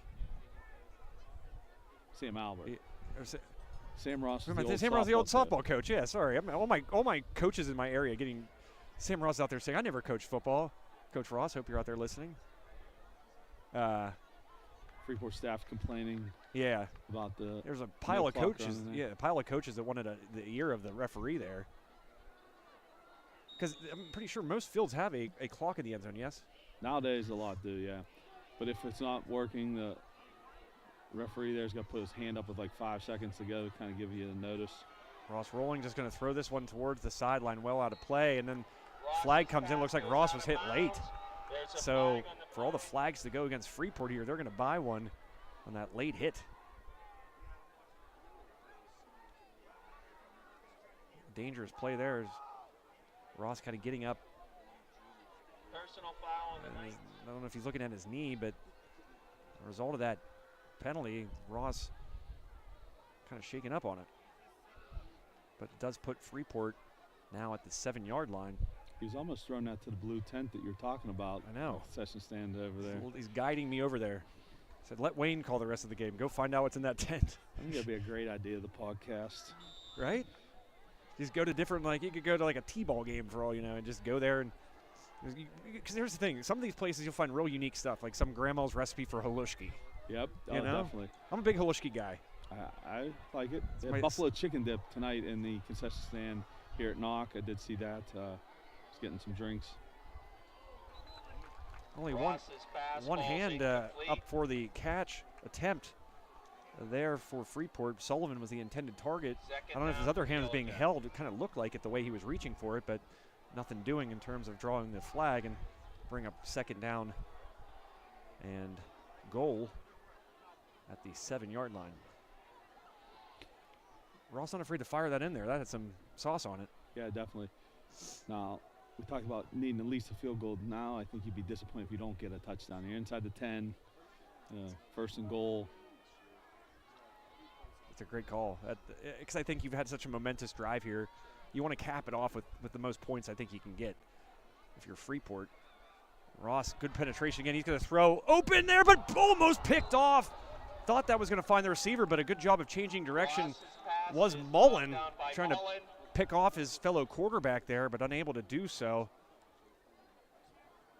But tough throw again. Give credit to Ross. That was a tough throw with the pressure in his face and fading to the direction he was. Yeah, he's under pressure. And that's Brought one guy right up the middle and, put a lot of pressure on him, one from the edge. Threw it off his back foot. that's been very noticeable in this half, Wayne. I think that the Knoch guys up front, and again, that battle in the trenches, Knoch's getting some good penetration here thus far, both on the pass blocking and the run blocking by the Freeport offensive line. And coming out of the half, these guys are tired regardless of whatever extent. That's where it's really going to be noticeable now here with 24, almost 3 quarters out of the way. Just 2:55 left. That ball knocked down. This third quarter actually cruising right along. Jack with the run up the middle there, got stuffed. So it brings up 4th and goal. Decisions here, Wayne. What do you do? Jackets have gone in the wrong direction these last 3 plays. Looks like they're going to go for it, not sending out the kick team. And this is kind of a trend that's continuing from the first half where we said, both teams have had promising drives only to have the opposing defense kind of step up when they needed to and prevent the opponent from capping it off with a score. Big play here. The homecoming crowd starting to stomp in the bleachers. Huge play in terms of this game's complexion. Ross going to throw to the back of the end zone, almost through the fingertips of the intended target. That was number 4, Spencer, and a turnover on downs. But a boo cast over this crowd, not sure why. Well, I think there was a late hit on Brady Pega. He was knocked to the ground, and then the guy tried helping him up, and he refused to help after getting knocked down late. He just didn't want to. Sometimes you don't want to help. Like if I'm working on my simulator, like I said, and I'm hammering in the nails, I don't need somebody to hammer it in for me sometimes. Maybe I do, but no reason to boo. It's near Halloween. Let's save it for then. Get it? It was a Halloween joke, Wayne. That was funny. You're the Halloween guy. Timeout, Jackets. So a timeout here with 2:05 left. Third quarter of play on this presentation of WPIAL football on High Top Sports Network. Wayne Greiser, Joe Rhodes here bringing you the action. And you're watching the action because of our sponsors, and we're grateful for them, and you should be too, because that's how we do this whole broadcasting thing here on High Top Sports Network. And one of we got several of them, but one of our awesome sponsors is Sprankle's Neighborhood Market of Saxonburg. Doug, the guy that runs the show there, and Wayne brought up Sushi Madness. I'm a big fan of Sushi Madness, and here's the thing. You hear about gas station sushi, that's a term, and it's a real thing. You don't get gas station sushi. This is the furthest thing from gas station sushi. They have a sushi chef on hand for that Sushi Madness on Wednesdays. You can get it all week long, mind you, but a variety, and it's not just this kind or that kind. You're not just going in for California rolls. You got every possible kind of sushi imaginable there at Sprankle's Neighborhood Market at all 3 locations. Brett's Burritos, too, at the Saxonburg location as well. Another Good little food place there. Yeah, you can't go wrong, in other words, when you go to Sprankle. So make sure you check out them at any of their 3 locations. There's an adult beverage. Connie Craig. Yeah, in the Saxonburg one too. Yep. Brought down by Ross. Adult beverage. We could say beer, can't we? That's another knock Sure. night. Is it just beer? I don't even know. I believe so. I believe so. See, then it's like you don't even need a liquor license for beer. So then we could talk about that on the air. The FCC, they won't care. Hopefully not. Get a call tomorrow. I'm working on my golf simulator. Actually trying to teach the little guy to work on his golf game because he's very impatient. I think golf's a great game to help both get him, help him. He's a very energetic kid, but help him burn some of that energy off, but also help him find some kind of patience. Yeah, definitely. Swarm of Jackets there, stopping the runner. Yeah, nice play on first down, but Ethan Allwine with the run there. yeah, Allwine stopped. Several, I'd say at least 4 Jackets there on the tackle. So yeah, that was a first down play there. The first play, again, another instance where a first down play goes for another first down on the first play of this drive. Not to be Trying to incredibly dig themselves out of the hole there. Yeah. Probably the worst starting position we've seen all day for Knoch. Right. Pass behind the receiver, but he's able to bring it in and gets past the first set of tacklers and then dragged down around the 39-yard line. That was Bauman, who's having a great game for Knoch. Ball marked at the 39. And you know he had this one marked on his calendar, playing at Freeport through middle school and then transferring over. There's a flag on the play. Another on the flag. Ineligible man downfield. Wow. So it's going to be called back. Ineligible And I don't receiver believe the downfield. Knoch head coach is very happy with that. He's now pointing at every different referee and blaming each one of them, I think.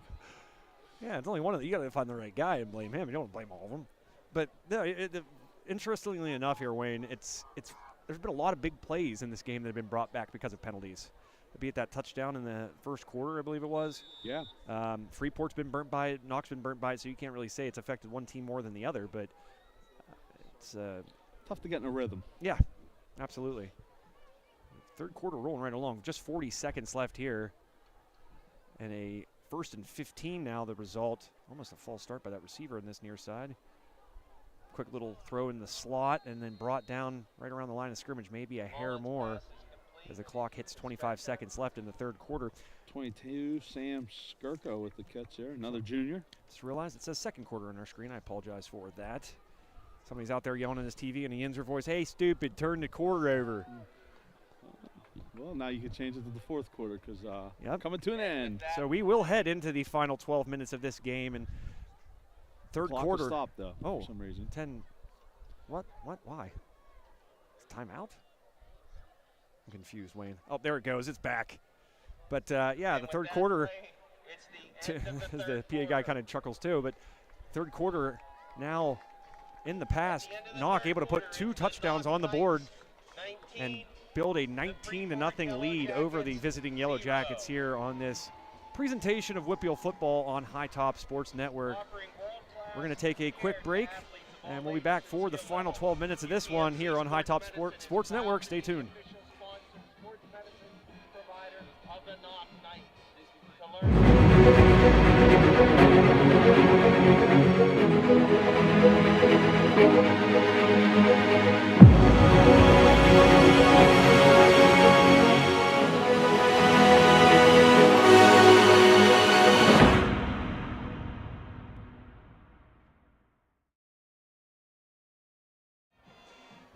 And welcome back to the network with the most. It doesn't rhyme like host with the most, so got to come up with a better word than that. But Wayne Greiser to my right. My name is Joe Rhodes. Glad to be here with you on this chilly mid-October night. Friday the 13th. I know. You said I was trying not to mention it, Wayne. I'm a very superstitious person.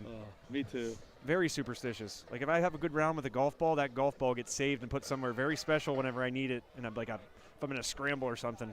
Listen, I'm so superstitious. Now if my daughters play well on weekends, I try to do the same things to make sure they do well. Before you go to these? Yes. Wow. Like eat the same thing or wear the same outfit. So I take the superstition. Were you always that way? Yes, I was. Even when I was a player, try to wear the same undershirt, or no undershirt if I didn't wear one or something. Yeah, it was very superstitious. I think that came from the baseball side of me. Yeah, baseball definitely one of the more superstitious sports. I'd say that and hockey. Hockey guys, you always see Sid with that, like, probably a 15-year-old hat he's always wearing in post games. It looks just terrible, but he doesn't care if he thinks it's going to bring him luck. And right, those are probably the two most superstitious sports, I'd say. Yeah, I hockey would and agree. baseball. Basketball players, they don't care. No, We're football doesn't care. We're both basketball guys, and I remember really weren't too superstitious basketball. First play of the fourth quarter, Mullen gets a lot of time, but pocket breaks down, and he's able to get outside, throw on the run, but just a bit short. That's a heck of a tough throw. Hence it kind of falling about 4 yards short of its intended target. But give credit to the Knoch guys up front. That offensive line holding up for a while for Mullen to make a play, but still the Freeport pressure eventually getting to him and forcing him to throw sort of a tough across his body throw. And brings up a 4th down and 9 here, 11:50 left in the fourth quarter.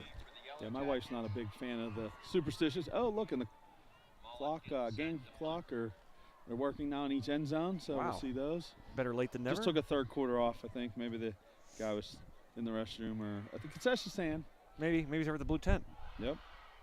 This punt gets off towards the sideline.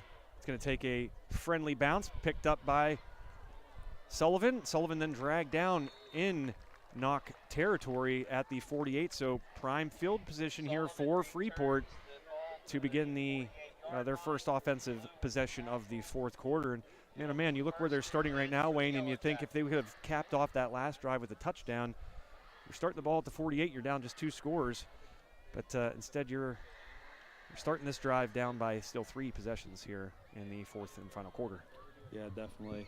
I think you got to get a touchdown on this drive. Starting in on this side of the 50, get some points, get some going, maybe get an onside kick or something, or your defense keeps playing well.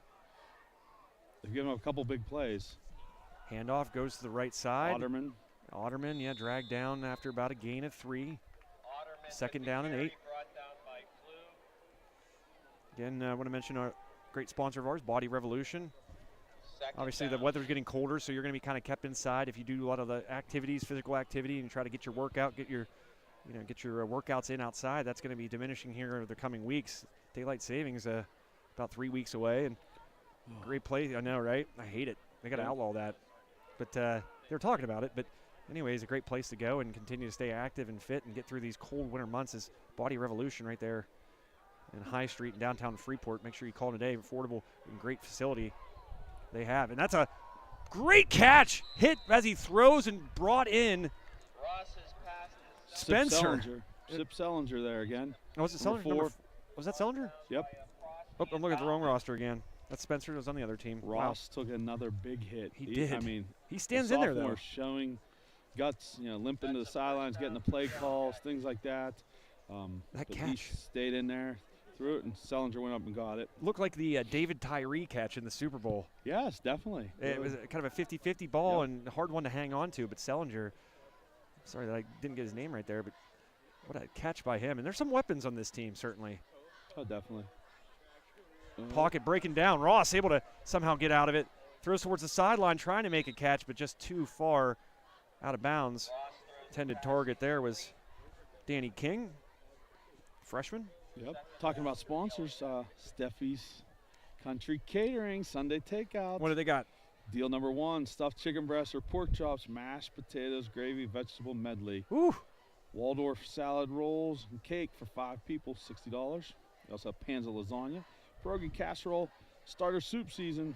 Homemade soups this week are wedding, corn chowder, and chili. Huge wedding soup fan. So check out Terry Steffi on Facebook for that, and contact them through there if you want to place an order. Yeah, Steffi's Country Catering, a great place to get your grub on Sundays watching the Steeler games. They have those Sunday specials, and sometimes you don't want wings, you don't want pizza, you don't want those traditional football foods. A great place to go is Steffi's Country Catering in Adrian. I wish he was closer. Yeah, it's a poke for you for sure, but not too bad for us in High Top Land in Worthington. And we definitely frequent Steffi's Country Catering on Sundays, but we talk about the Sunday takeouts. It's a great deal, but they also do all your catering events too. So if you got planning your graduation parties or weddings, birthdays, you name it, they are a great source for that. Call it sticks to the ribs food. It's just delicious. Throw outside, put in a great spot for the intended target, who does bring it in, number 26, Otterman, to scamper towards the sideline and be pushed out of bounds around, we'll say, the 32, 34 actually. Yeah, they catered Peyton, their grandson's graduation party they went to this summer. The mac and cheese was my favorite there. Also want to mention somebody close to you, Eric Westendorf's wife, makes some terrific sweets. Yes, she does. Sugar Rush cupcakes. By Tara. Ooh, looked like might have been there a hair early, but ball falls incomplete nonetheless, and turnover on downs. Turnover on downs, so a big play there. It'll be 1st and 10 for the Knoch Knights. Don't like to see how that play broke down like it did there on such an important play, being 4th down and really do or die here with 8:53 left. Time is of the essence, and Freeport just not able to really do much on those later downs and later in drives so far, being held scoreless. But as much as that could be about them, you got to give credit and tip your cap to what Knoch's been able to do on defense really all night long. Really able to clamp down when they needed to. Yeah, they had a bend but don't break kind of attitude. Give up some plays, but when they've gotten down to that red zone, they've done a great job. Freeport buying on the run there. It trips to the top of the screen, as you could see, and then fakes the handoff. Freeport's guys up front, bid on it, and instead Mullen throws it outside and able to connect for a 3-yard gain. So not huge. Didn't burn the Yellowjackets as bad as I think it could have. So they'll face a 2nd and 7. And funny, Wayne, I said about that smell of that fire earlier. It was really nice and like just that crisp fall air, and you get a good wood fire. Now it smells like burning tires. So whoever was burning that really nice wood decided to throw a little bit of plastic or rubber on it. Wouldn't call it great. Mullen, keeper. Or no, he hands that off. Sorry. No, that was him. The 2 and the 5 look very similar. Some shoving. Chippy, and then the flag comes out. Friendship not being displayed at the moment. Me, I'm all about that friendship. How many technical fouls do you think I got in my career, Wayne? My high school basketball career. 2. Wow, right on. Yep, 2. So for those that know me well enough, they'd probably say that number seems real low. He's got to be lying. Well, no, I was only 2. One time I was poked in the eye. I felt like it was on purpose. And I got a little heated. I don't know if I ever got a technical as a player. Really? What about as a coach? I got ejected twice. So that's 4 there. There's 4, yeah. That's 4. A little different as a coach. Yeah. You're the passion for as a coach. It's like you're fighting for not just yourself. You're fighting for your guys. Yeah. And so I feel like it would be probably why I've never coached. Probably why it would be a good idea for me to coach. I will say the very first time I got thrown out was 1 minute 7 seconds into a game. What? How? Didn't agree with the JV referee a little bit during the JV game and let it be known. And I'm pretty sure the father of the JV referee did the varsity game. And he called a technical on me and then told me I had to sit down. And I went to sit down and a parent yelled some not so nice things, and the referee thought it was me, and I got the second technical in 1 minute and 7 seconds. That changes the story a little bit. It was like there should be an asterisk next to that. I mean, there might be an asterisk next to it because it might be the first or the quickest ever PIAA ejection. It's a heck of a record to hold on to. And I was going to say that tackle was a tough play. Allwine was dragged down, his legs bent backwards. It's almost like a horse collar. Yeah, that's what the Knoch fan base here on the side is screaming for. It might have been because those are just those dangerous plays in football. Kind of unavoidable though, Wayne. Whenever you're getting dragged down like that and your legs brought a different direction than where the momentum's taking you. And we really hope that young man is okay because he's been a big part of what the Knights have been able to do here tonight. Has Allwine. John Geist, the athletic trainer, lives right in downtown Freeport. Oh, wow. Little Ty, his wife is a teacher here and volleyball coach. I don't know if she still is or not, but she coached volleyball for a long time and teacher here at Knoch. So a little Freeport tie there in the backyard brawl, or battle for the pike. Seems as they're calling it. A lot of that. Battle of the Pike. Now, is that a Pike Road or? I'm going to assume that's part of it, but it's the trophy's a pike fish. Right. I started my school career at Knoch. I went to kindergarten in Knoch. Did you really? Yes. So you got a little bit of that shade of blue and gold in you. Yep. To whatever extent. Yep. Well, Knoch held down by the Freeport defense on this drive. Sullivan back deep to retrieve the punt. He does. See that block right there? That was similar to the one earlier in the game, and that one not called. We're calling crackback blocks, and now Knoch is erupting their sideline and their coaching staff. See what that was about. But as loud of a eruption showing displeasure that we've seen here all night by Knoch, and we'll get to see a replay on our screen here briefly. Something in the downfield. I believe it was Mason Lowe's from Freeport, and not sure the Knoch player that got tangled up a little bit behind the play. Smell of burning rubber continues to build.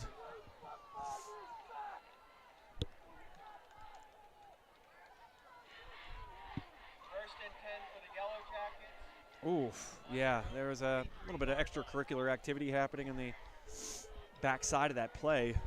And the referee's nowhere near it, so they really couldn't see it. So hard to blame a ref on that one if you're that something like that happens so far outside of the actual play itself. As a result, though, the Yellowjackets, after that punt, will start at the 43. Rolling out to his right is Ross, and completes the catch. Hitting his favorite target. Ross's pass is complete to Wisniewski. Wisniewski. That sophomore combo, Wayne, again, you said it. With the tackle. Again, 1 year of these all these younger guys getting some experience on the varsity level. Certainly going to be an interesting squad here in 2024. That sounds like a fake number. Now that we're in these like 2020 numbers, I'm always thinking that. It's like, this sounds like a fake number. I graduated in 2006, I'm thinking, these numbers. That one just thrown out of play, and this Knoch defensive line continuing this second half of great penetration right there. Really no chance for Ross, except to just kind of sell that one towards the bench of the Knights. And now we have a big 3rd and 8, ball at the 45, 7:07 left, quarter number 4. The Knoch head coach has not been happy all night. His No. hands have been up and running up and down the sideline, complaining to the refs most of the night. He's a large man, too. I would not mess with him. No.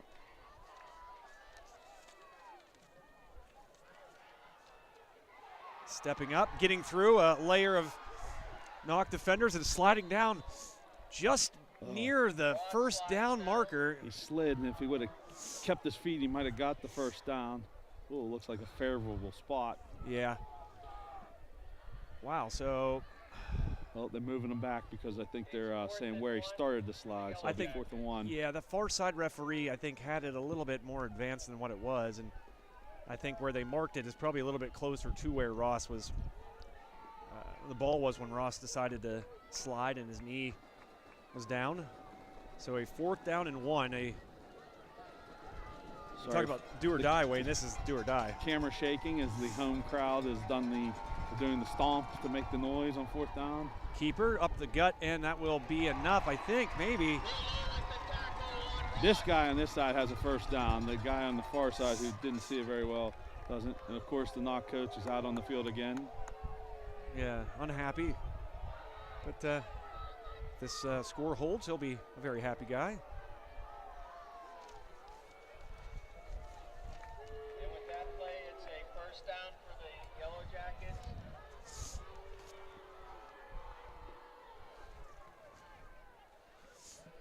Sorry for the sniffling. It's just getting that cold here. Wayne, you were smart. You got gloves? I got gloves. Oh, my man. For the second half. Yeah, you are your brain pan working a little bit better than mine. And a timeout looks like here by the Knights with 5:47 left in the quarter number 4.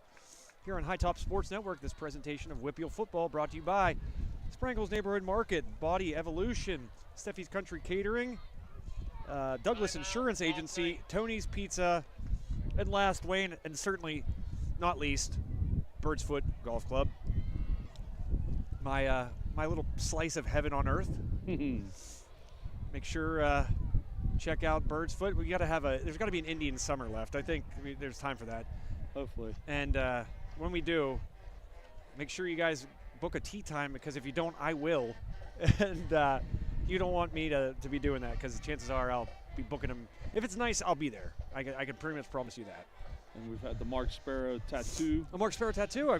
Again, I didn't see that in here. That was not on my list that was provided to me by my. We've had those before. Yeah, Mark Sparrow tattoo. I believe. They're on Route 356. Yeah.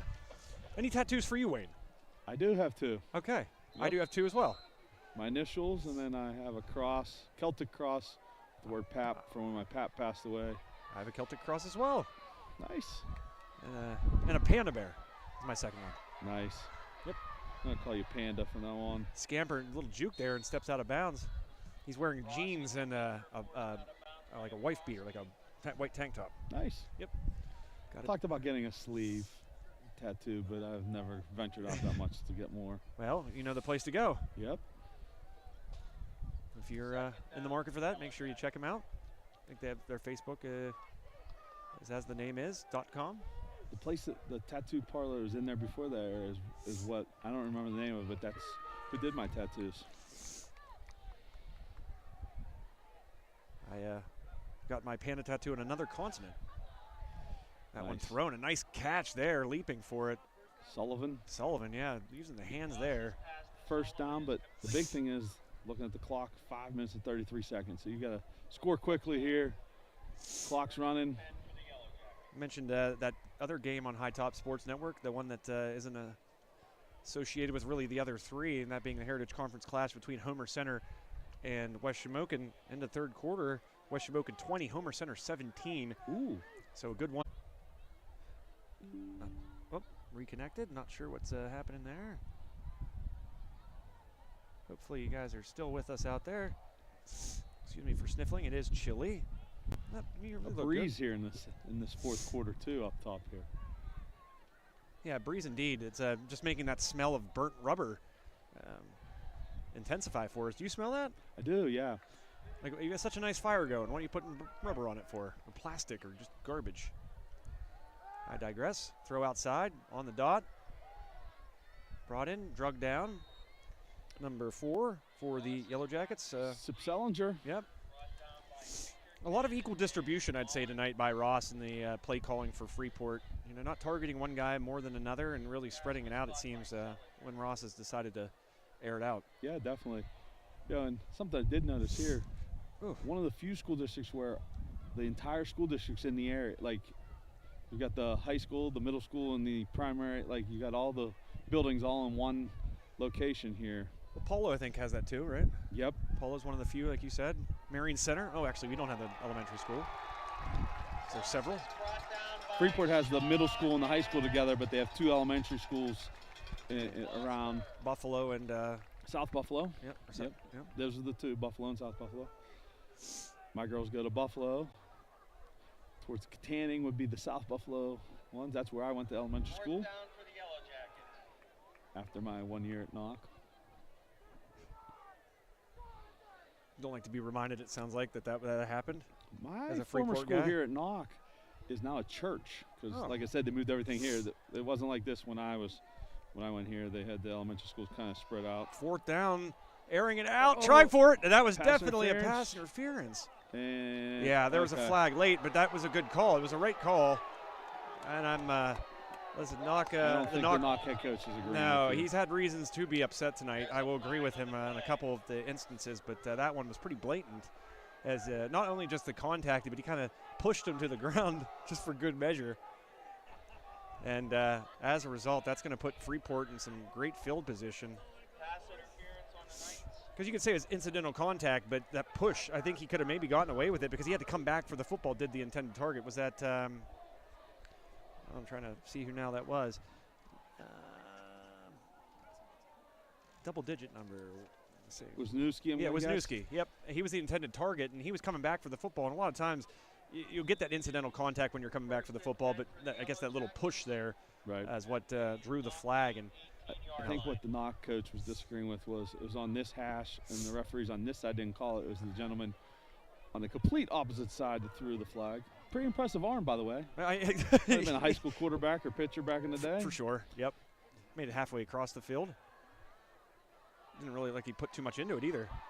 Pump fake. Ross, again, gets out of danger somehow and just throws it away. He's been under duress really all the second half here.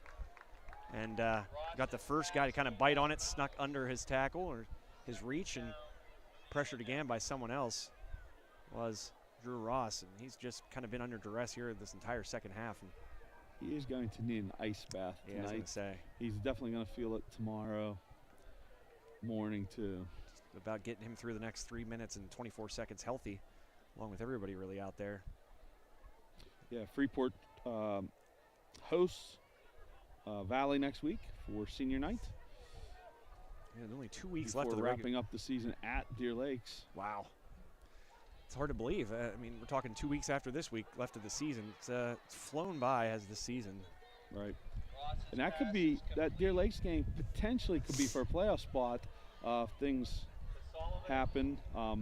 Deer Lakes is playing East Allegheny tonight. Yeah, let's see if we can get a score. See if I can get an update there on that.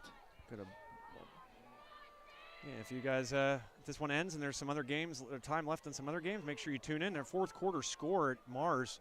You got the Fightin' Plan. It's up 31-0. Another shutout here on the network tonight. Freeport trying to snap this shutout effort by the Knights, connecting there on the 3rd and 1, and that's going to give the Yellowjackets a fresh set of downs, so that'll certainly help in their efforts to end the shutout. Clock stops to respot the ball. There's your burning tire smell again. Yeah. Luckily, my nose is kind of stuffy, as those out there probably can tell by my sniffling and my nasally voice at the moment. But yeah, the scent of burnt rubber thick in the air. Kiski beating Highlands 29-21. Wow, a little bit of a comeback effort there by Highlands.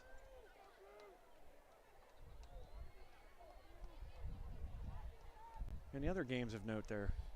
Looking 47-0. Aliquippa beating Newcastle. Wow. Ross throws that one, but well over the head of Sullivan. Ross's pass falls incomplete. 17-13 East Allegheny Deer Lakes. That was still the halftime score. So hasn't been updated. Mars driving in that game too. 31-0 lead. Threatening.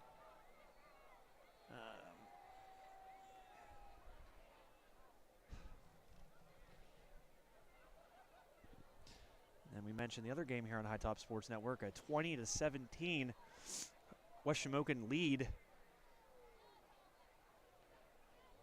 over the Wildcats of Homer Center. The town's Homer City, but they're Homer Center. Back corner throw, just over the head of the intended target. Good defense, good coverage by Mullen. And that was Sullivan just again. missed it. Yeah, targeted him on the last couple plays. So a big 3rd down, and this is where 206. Knoch's defense, Wayne, all night has just done an excellent job of clamping down when they had to, and here's a big 3rd down. And you figure Freeport's not going to kick a field goal here. Yeah, so they got 2 downs. Go for it. But again, I mean, what's the play here? Do you kick the field goal and assure yourself that the shutout's no longer intact for Knoch, or it's still a 3 or 2 possession game regardless? And brought down at the 12-yard line. That pressure of Knoch just been on Ross all night, especially the second half, and that'll bring up a 4th down and 12 to go. Allwine flew with the sack there. Right on cue, the commentators curse again in a good way. I bring it up. I said about that pressure of Knoch, and there they were, swarming the Yellowjackets quarterback. Clock's running. 135. A whole lot of urgency here. 4th down, goal from the 12. See, as a coach, are you thinking much about making sure the other team doesn't get a shutout here, or are you thinking get that touchdown? Because they're going for it. I'm thinking, the complexion of the game doesn't change. You almost kick this, maybe try to get the ball back, and then you assure your rival doesn't have a shutout on you. Yeah. Maybe that's just me. thrown, and that one, I think it was actually not intended for number 8, who got a hand on it there, Wayne. Number 8. Danny King. Yeah, freshman. Danny King. It was I a think guy. it was for Sip Sellinger right behind him. Yep. But King was running the crossing route and stuck his hand up and knocked it down. yeah, their routes kind of crossed, as you said, and then I don't know if it would have gotten to Sellinger. It looked like it might have been behind him anyways if it would have gotten through King. Right. But in the fourth quarter. that's another big stop by Knox defense in the red zone. And they have preserved that shutout. And they might hold on to it now, barring something out of the ordinary. Well, they could always do the Miami Hurricanes, not take the knee, fumble it, and Georgia Tech go score. But looks like the Knights are going to take a knee. Yep, they will indeed. And Victory that will. formation. Yep. Best play, Ben Roethlisberger, I think, said the best play in any playbook. The kneel down. Mullen takes the knee. And really a impressive performance by these Knights. They are as advertised, Wayne. First chance to really get a good look at them. And Mullen, an excellent job tonight leading this offense. The offensive line, terrific job, giving him time. And it's one thing that I would say, both these quarterbacks really resembled each other in a lot of ways. Their ability to throw on the run, their ability to move and run the football as well. The one thing I think that really differed for these guys tonight is Mullen got a lot more time passing the football than I think Ross did. And that I think that really did have an impact on the scoreboard. Yeah, I think so. I really liked Mullen. Running, passing threat, created some things with that. So big win for the Knights. After the last couple of years, the Jackets kind of handling them pretty easily. So big win. See some happy Knights. Yeah, Wayne, the losing streak for the Yellowjackets will continue.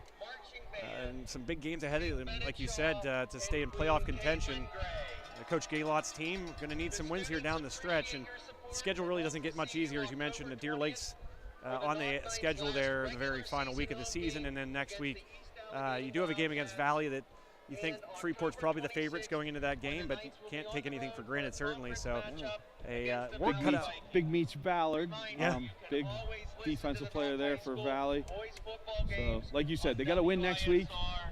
Hope for some help and try to get into that spot there potentially. 19 points. You don't see that too often. A 19-0 score in favor of the home team here in Saxonburg, Pennsylvania, on homecoming night. We're going for the the Pike. The Pike.